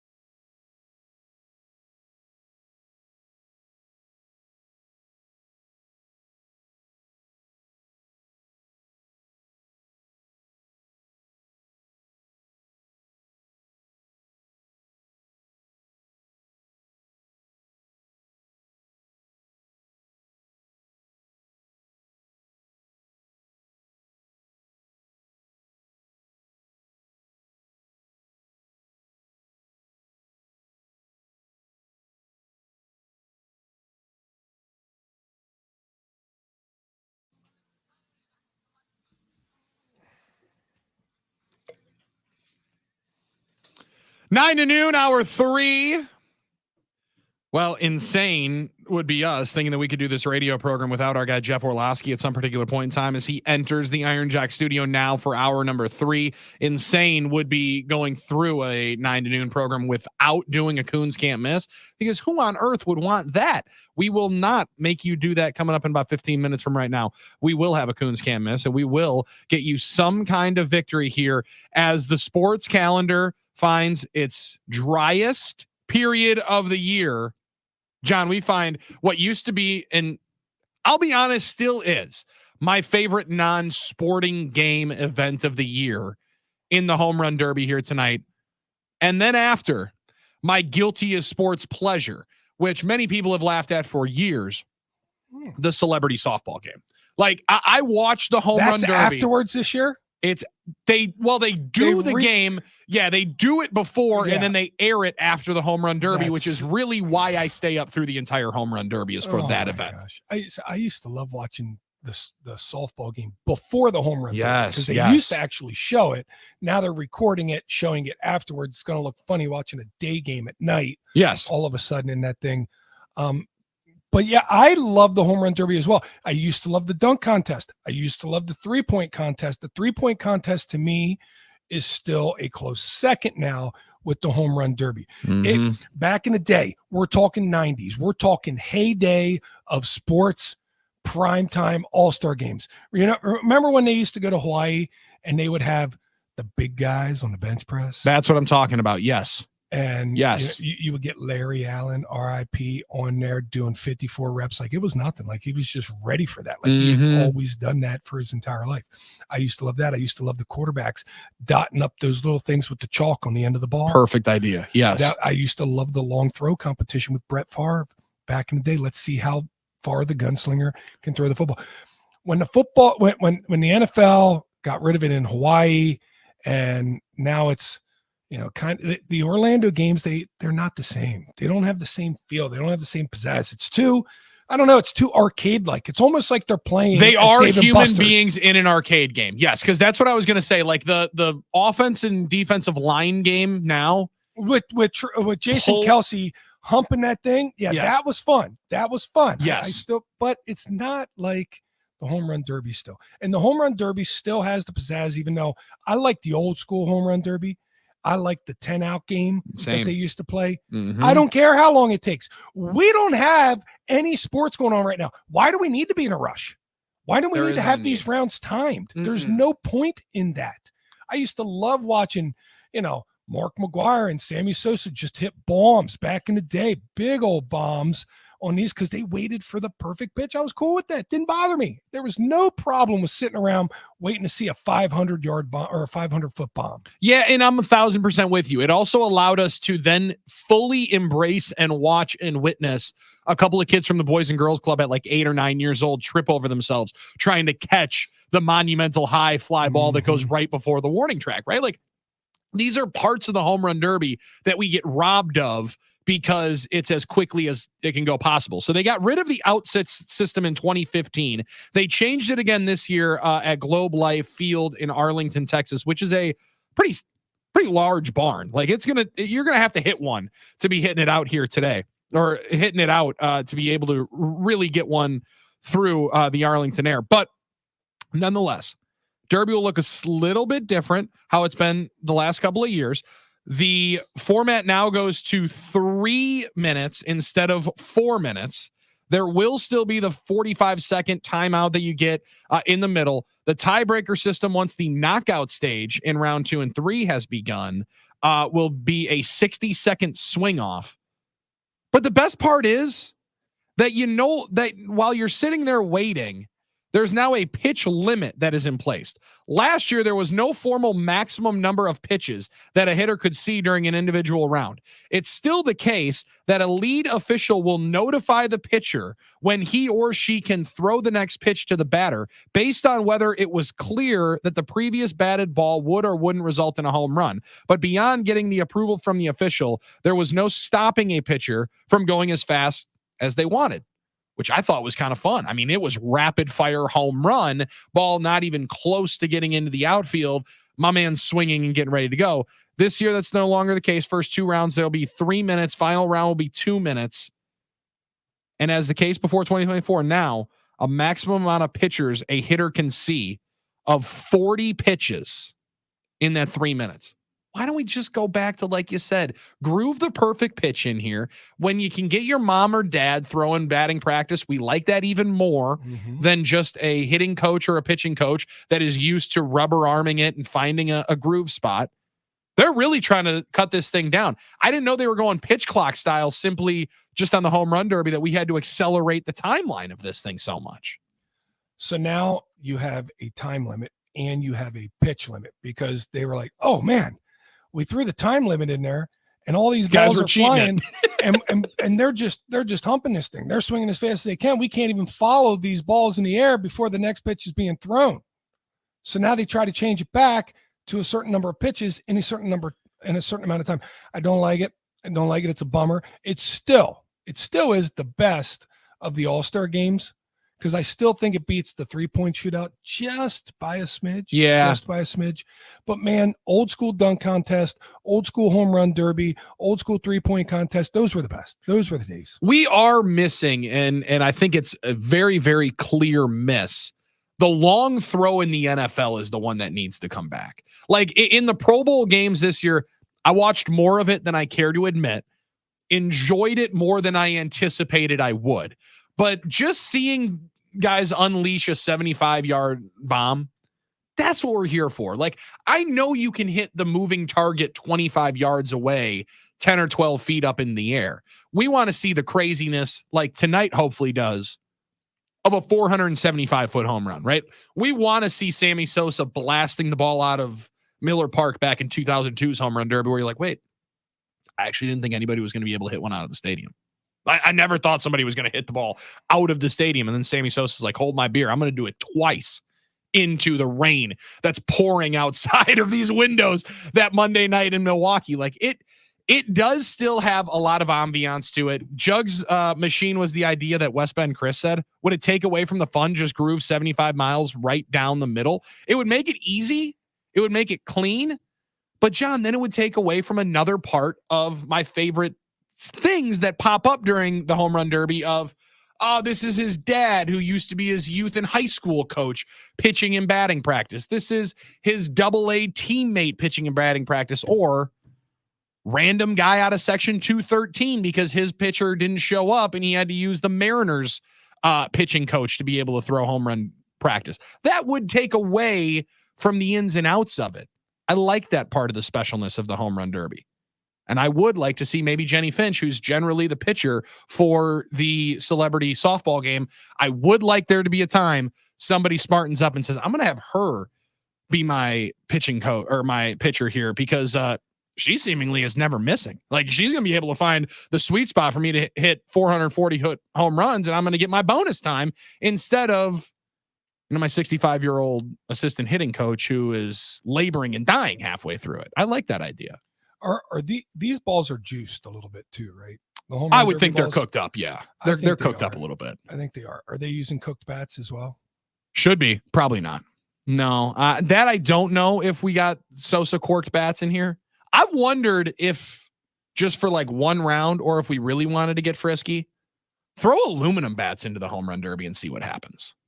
Right? Like, I mean, you leave those balls in the humidor. Pipe Bomb's laughing because I know that they have conversations about the balls in Major League Baseball on the post-game show, because it changes from year to year. We don't know what, ball we're using. Don't know how well they'll fly. Throw a couple of Easton Stealths in there, a couple of Louisville Slugger aluminums, and then really have some fun for the home run derby. Just throwing some ideas out there for them. Well, then you got to go 5 outs and you got to use fungo balls that are super soft, because these things are going to be going out on line drives. Like, no problem. Or what if they just turned this into, we find a way to have the best players in the world playing wiffle ball, lining up like halfway to the pitcher's mound.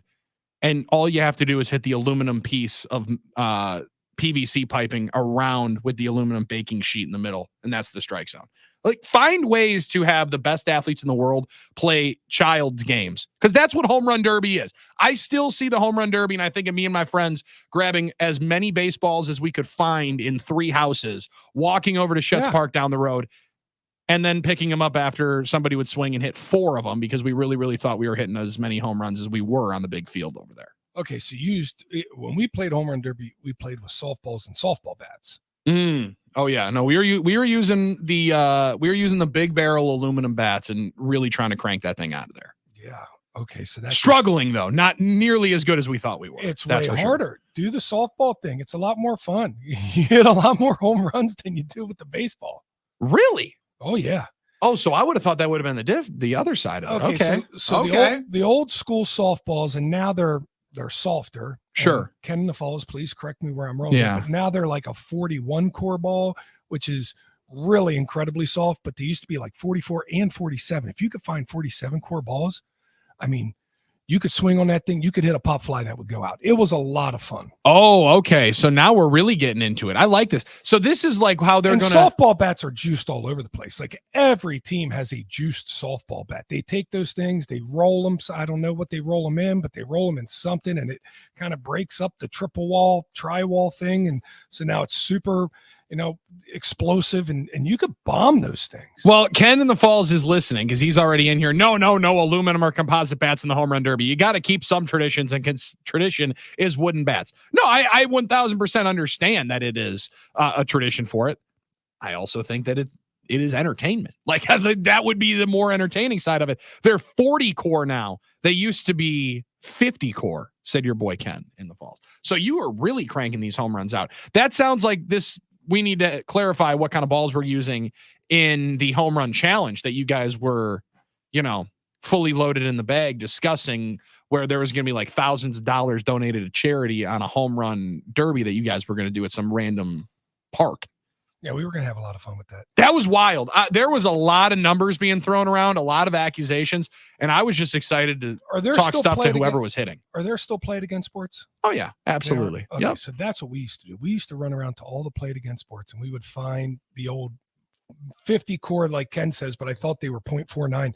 We used to get those. Anytime we could buy one of those for 50 cents. Yeah, give me as many of those as you got. Okay, you got 5 of them. Okay, we'll head to the next Played Against Sports. We'd grab a bunch of those. We'd have we had a bag of like 50 balls, and we would just be, all right, 10 outs here. Bing, bing, bing. And then you get the one guy who, stuck in his softball swing, can only hit over second base. That was hilarious. I love this one. Jerome, now this is a home run derby I would want to play with. You guys hit baseballs when you were kids? We used golf balls and aluminum bats. Jeez, yeah, we didn't have money to be paying for new windows. Was the issue. We did that one time until somebody took it off the face and had those dimples from the golf ball on his face for a solid month. TaylorMade TP5 looked like he had a tattoo of a teardrop right underneath his left eye.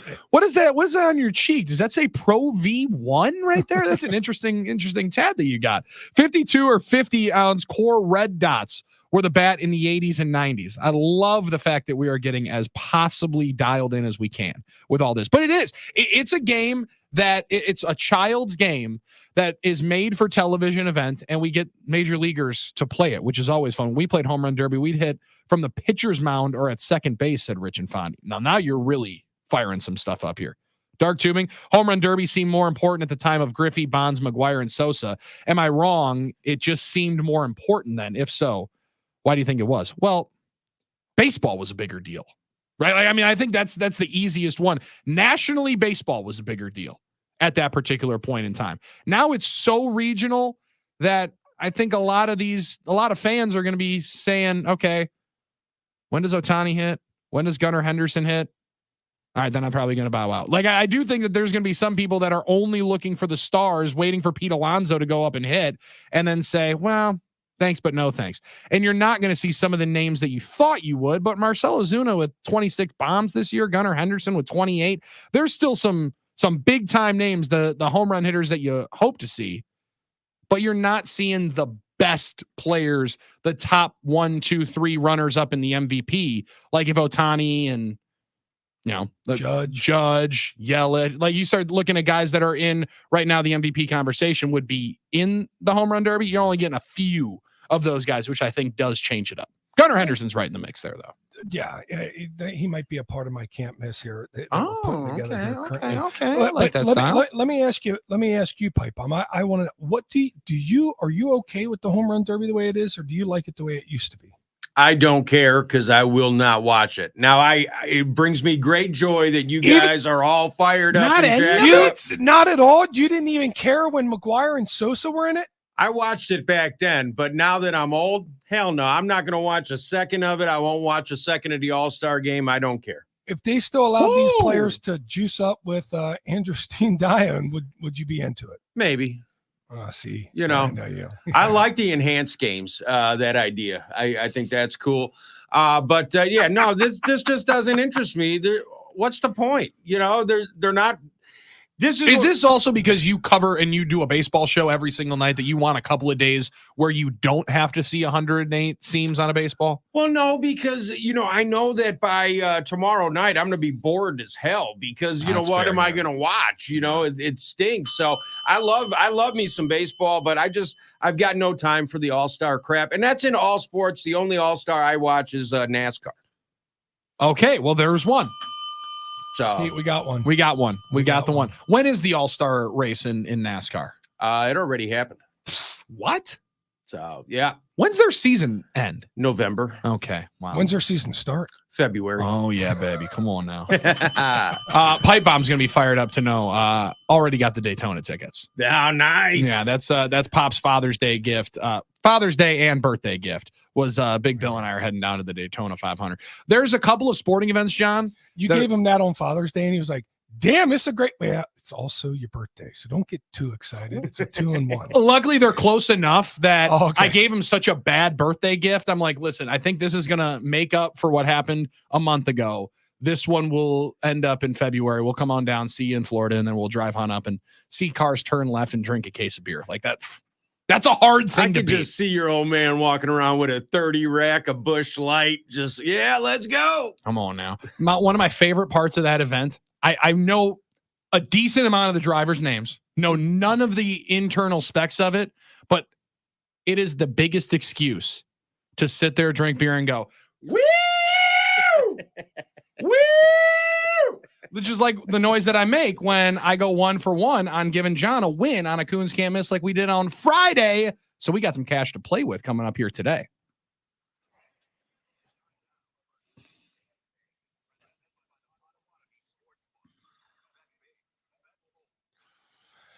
Yeah, the Euros are done. Copa America's done. No baseball played tonight except for the home run derby. I guess you got to make your way down to Potawatomi Casino Hotel Sportsbook and sit in some of those plush lounge chairs and watch the home run derby because it's 2,000 square foot of LED gloriousness. And you can maybe watch Pete Alonso win that whole damn thing, which is exactly what I'm going with here tonight, Billy. I like Gunnar Henderson to advance to the semifinals. That's one of the favorite picks in all of it. But Pete Alonso is the favorite to win the home run derby tonight. And I say, why not just pair them both up together? Both guys are absolutely electric at hitting the ball outside the park. So let's go Gunnar Henderson to advance to the semifinals and Pete Alonso to win the home run derby in this thing. And that'll pair up to a plus 608 ticket. Two of the favorites in the home run derby to go really far, one of which to win the whole thing. That's Pete Alonso. And that is the ticket that we are playing here today. Nobody takes the home run derby more seriously than Pete Alonso. Nobody loves in Major League Baseball the home run derby the same way Pete Alonso did. Now, granted, is it because he made double his yearly salary with winning it as a rookie? Yes, probably has something to do with it. Yes, probably has something to do with it. But as he walks into free agency at the end of this year, he is not worried about it. No issues going in. And there are rare players that have this kind of love affair with an event that don't then come in and dominate the event.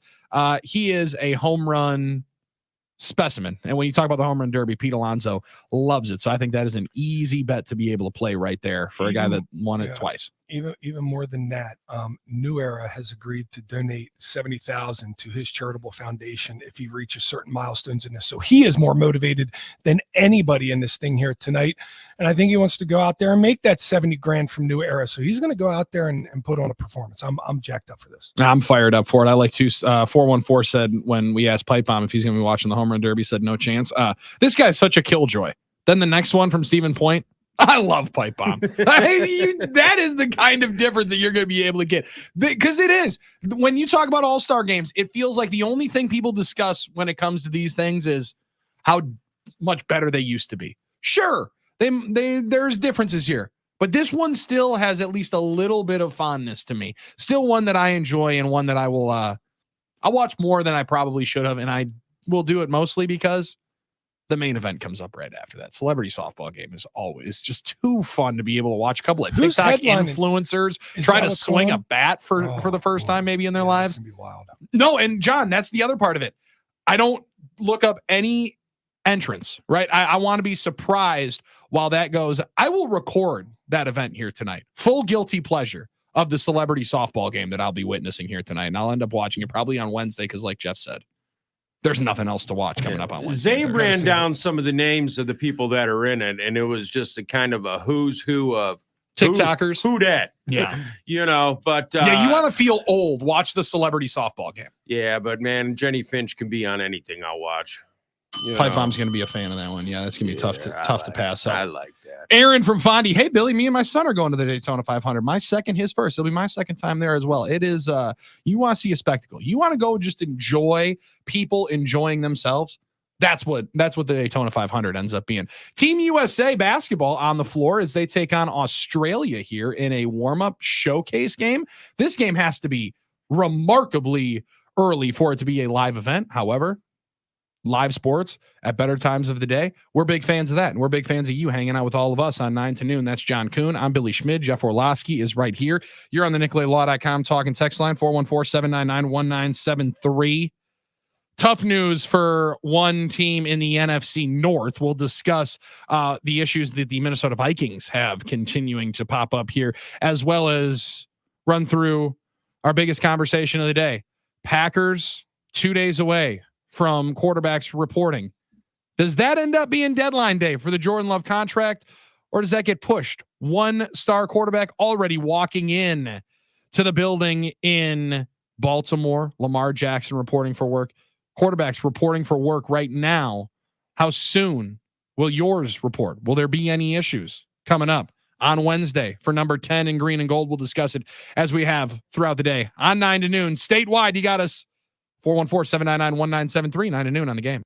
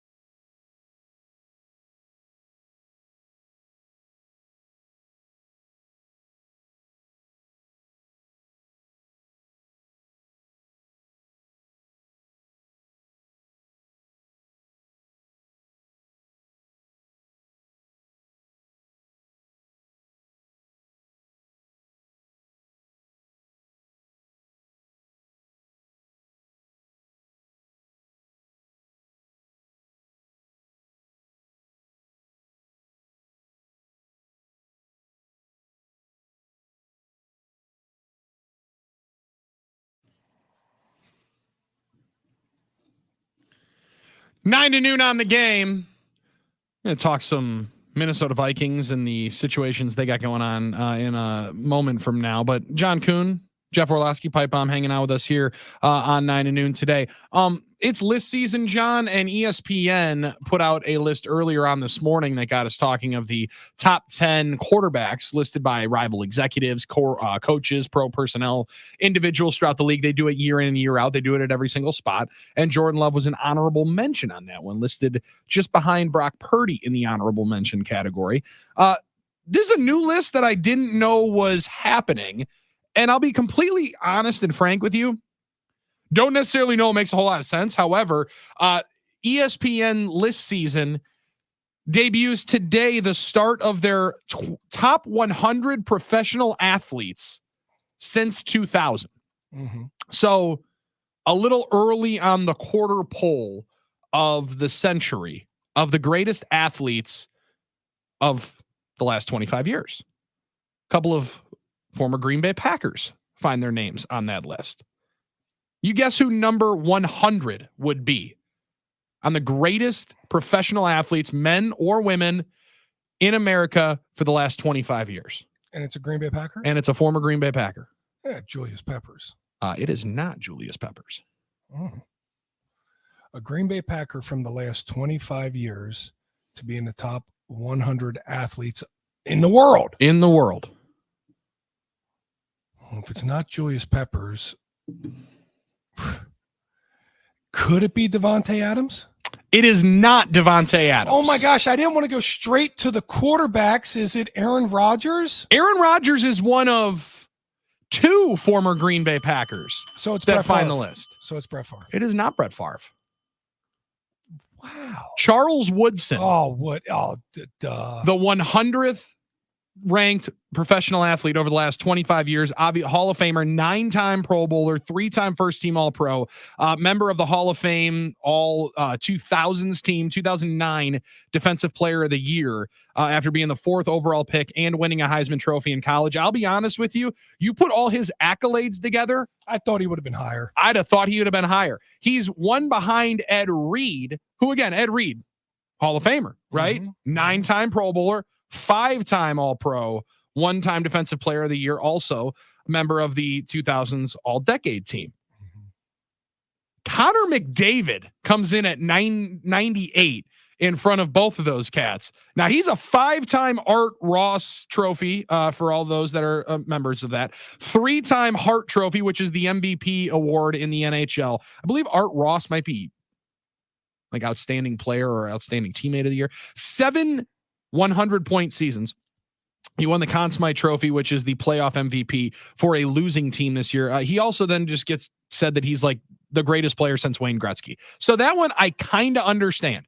Then there's this cat who plays cricket, Vier Coli, not E. coli.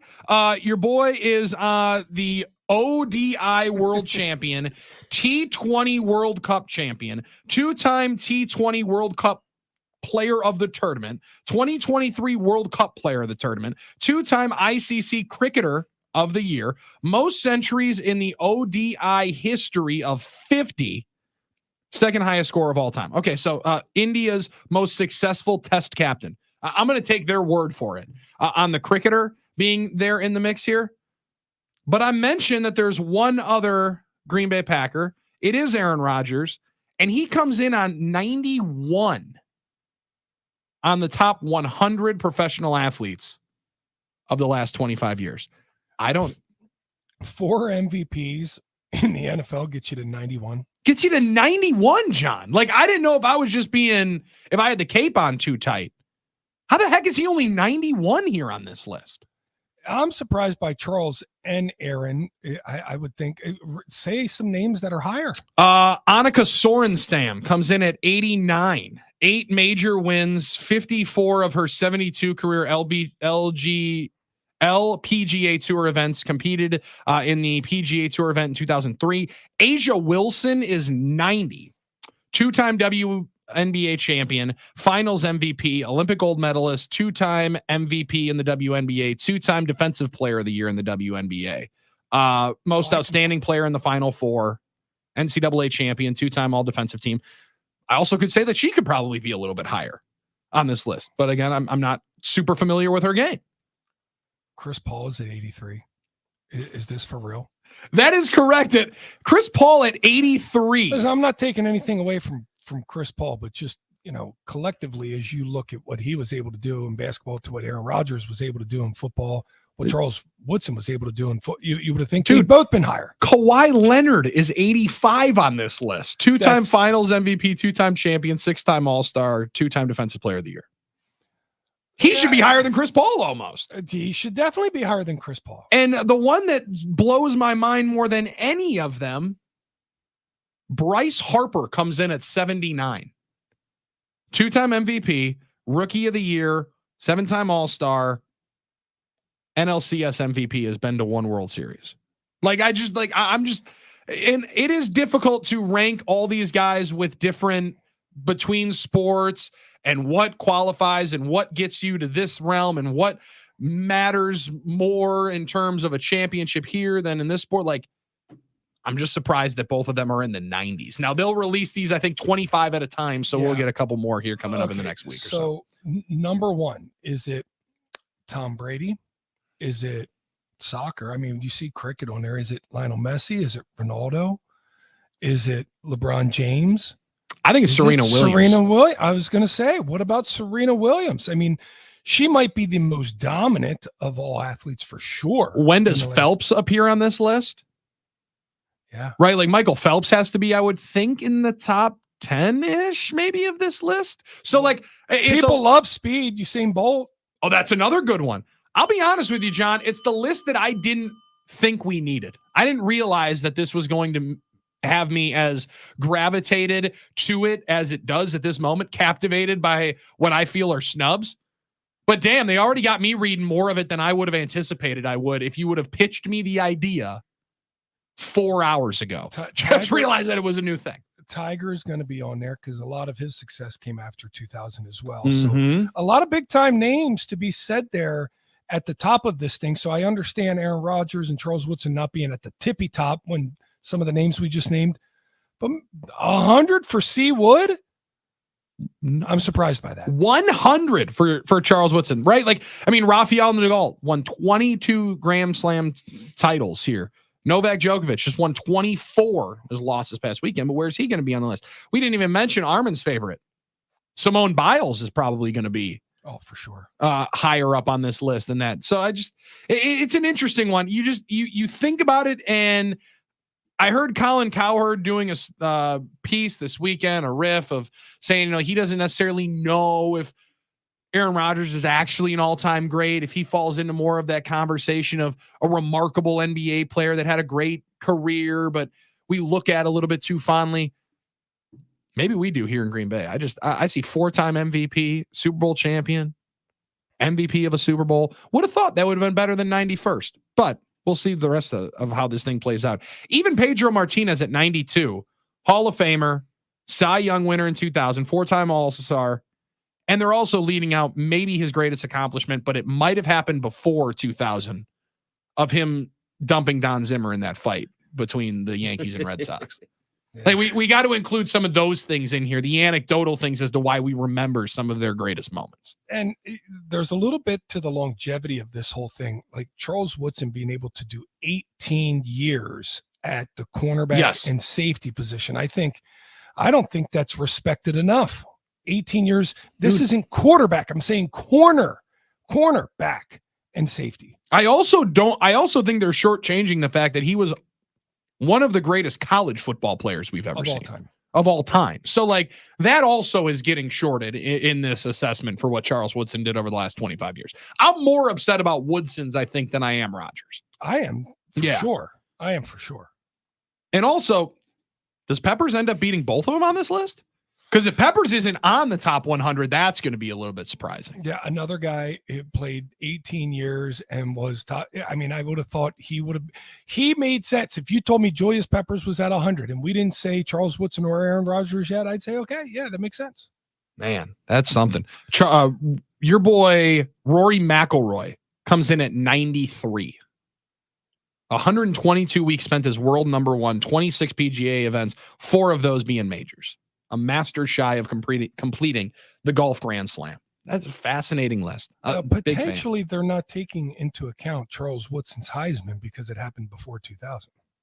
Okay. Well, then they should probably line that up a little bit more. They really like gloss over it. In Oakland, as a former Heisman Trophy winning 4th overall pick, he was a hard partying, hard playing Hall of Fame talent. In Green Bay, he became a Hall of Famer. So they're just like shortchanging what he did in his first couple of years in Oakland. Let's just throw out an early prediction. You think it's Tom Brady, LeBron James, Serena Williams, Lionel Messi? You could give me all Djokovic, a few of those in the field. Like I'd go Brady, Woods, Serena, or the field.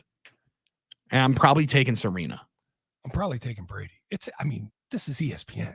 Well, if it was a Fox production, it would absolutely be Brady at number 1. Yeah, true. Right? Like, it might still be Brady at number 1. It very well could still be Brady at number 1. Or LeBron, or Tiger, or Serena Williams. They all make sense. There's a lot of good guesses here. And like that, we didn't even mention the Olympians. You mentioned Usain Bolt. There's going to be Simone Biles in that conversation. Michael Phelps is going to be in that conversation. Katie Ledecky is going to be in that conversation. It's going to be fun to be able to see that. And I'm surprised that I enjoy the list as much as I do. So good on you, ESPN. Congratulations for finding something in the middle of list season, in the middle of All-Star Week, that people actually are somewhat interested in. 414-799-1973. You're the reason why clickbait works. Oh, Really. yeah, 100%. 100%. Jeff, I have a remarkably short attention span. Like squirrels beat me in that race. Like it is that's why I'm very shocked. easy for me to get interested. That's in why I'm random. shocked that you're going to go all the way through 100. If I get an email that's longer than 3 sentences, I'm not going to read it. So I can't believe you're going to go through 100 freaking names. That's impressive. I don't think this is going to be reading as much as it's going to be skimming. Very good skimming. Yes. Very, very good skimming, which was really all I practiced in high school and college. College, I didn't end up faking as much of it. 414-799-1973. NFL Network has announced how they will unveil and revamp Good Morning Football.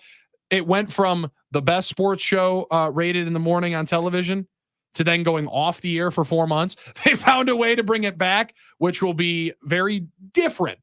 And I don't necessarily know it's the changes that anybody's been asking for. It'll be our Quick Trip takeaway of the day, brought to you by Quick Trip. Next, John Kuhn, Billy Schmidt, Jeff Orlowski, and with you, it's 9 to noon on the Game.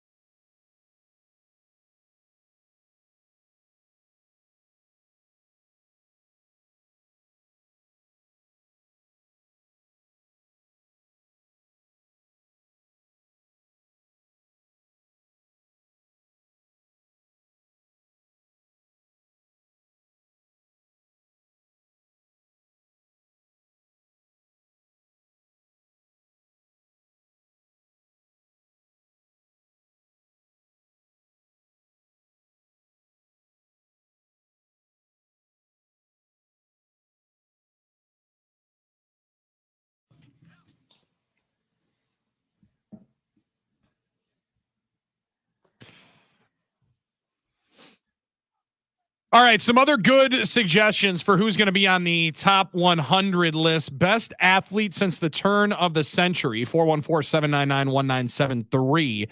ESPN ranking those. Charles Woodson comes in at 100. Now, his college career was before 2000. However, still great. Still a remarkable NFL player when you're talking about a member of the 2021 Hall of Fame class, 9-time Pro Bowler, 3-time first team All-Pro. Honestly thought it was higher. Member of the All-Decade team in the 2000s, Defensive Player of the Year in 2009. I mentioned Ed Reed is just a couple of spots or one spot higher than him. Darrelle Revis comes in at 96, 7-time Pro Bowler, 4-time first team All-Pro, 2010 All-Decade team. John, that's where it seems like they actually did just line up. Oh, he's got more first team All-Pros. Okay, we can just put him just one ahead because Charles Woodson was better than Darrelle Revis. Like, I don't know if they played different defensive back spots, but one of the things that just completely gets disregarded here of what C. Wood did at the end was go play like 4 years at safety and continue to be one of the top interceptors in the NFL, like, and intercepting every quarterback in the NFL, or from like every team in the NFL, the number that he had running through. Like, those are parts of the Woodson thing that are just getting completely disregarded, it feels like, here in this one. Interceptions, sacks, forced fumbles recovered. He did it all. He did absolutely everything. And Darrelle Revis had that 2 or 3 year stretch where there was the Revis Island, where they decided, hey, he's going to play man coverage out here. There's going to be no safety help. And he was very successful at that for that period of time. And it was a short-lived period of time, but it was a period of time, and it's why he's in the NFL Hall of Fame, and he most absolutely deserves that. But I do think Charles Woodson's career is better than Darrelle Revis's career. 6 picks, the high watermark for Darrelle Revis. Charles Woodson had 2 seasons of 7 picks, 1 of 9, his Player of the Year award in 2009, 8 of them in 2006 when he first comes over to the Packers. Like, just there's some numbers in here that I think are just completely passed over. Now, again, 1998, he was the Defensive Rookie of the Year. That's pre-turn of the decade. So maybe that's also a fact in this that's pushing him down the list. I'd assumed he would have been higher. And George St. Pierre, I love UFC. Don't know that his career is better than a 4-time MVP, countless Pro Bowl and All Pros for Aaron Rodgers or for Charles Woodson. But maybe I'm also just, there's a lot of people that think St. Pierre is the best MMA fighter of all time. There's a lot of people that feel that way. And if you're the best in your sport, I can understand. Aaron Rodgers not considered the best to play football. So I can understand that one. You know, Bernard Hopkins, is extremely decorated boxer. I don't know. I don't know if he was the guy. And he did hit it. He hit the hell out of it. Pipe bomb. He was hitting a lot of folks too. Oops. You're all good. Come on now. Are we kidding? This has been a fantastic show. Honestly, one of my favorites that we have done. Andy Murray at 80? Yeah. What? Like, come on here. Way too high. I mean, I can't get over Chris Paul. I'm sorry for the Chris Paul slang. I can't get over Chris Paul. Well, and that's the thing. Like, some people say Chris Paul is one of the top 2-3 point guards of all time. So, like, if you were in that realm, again, interesting. But, like, I don't know where the evaluation is. I don't know what sparks a part of the conversation. I don't know how much championships are worth, MVPs, what have you.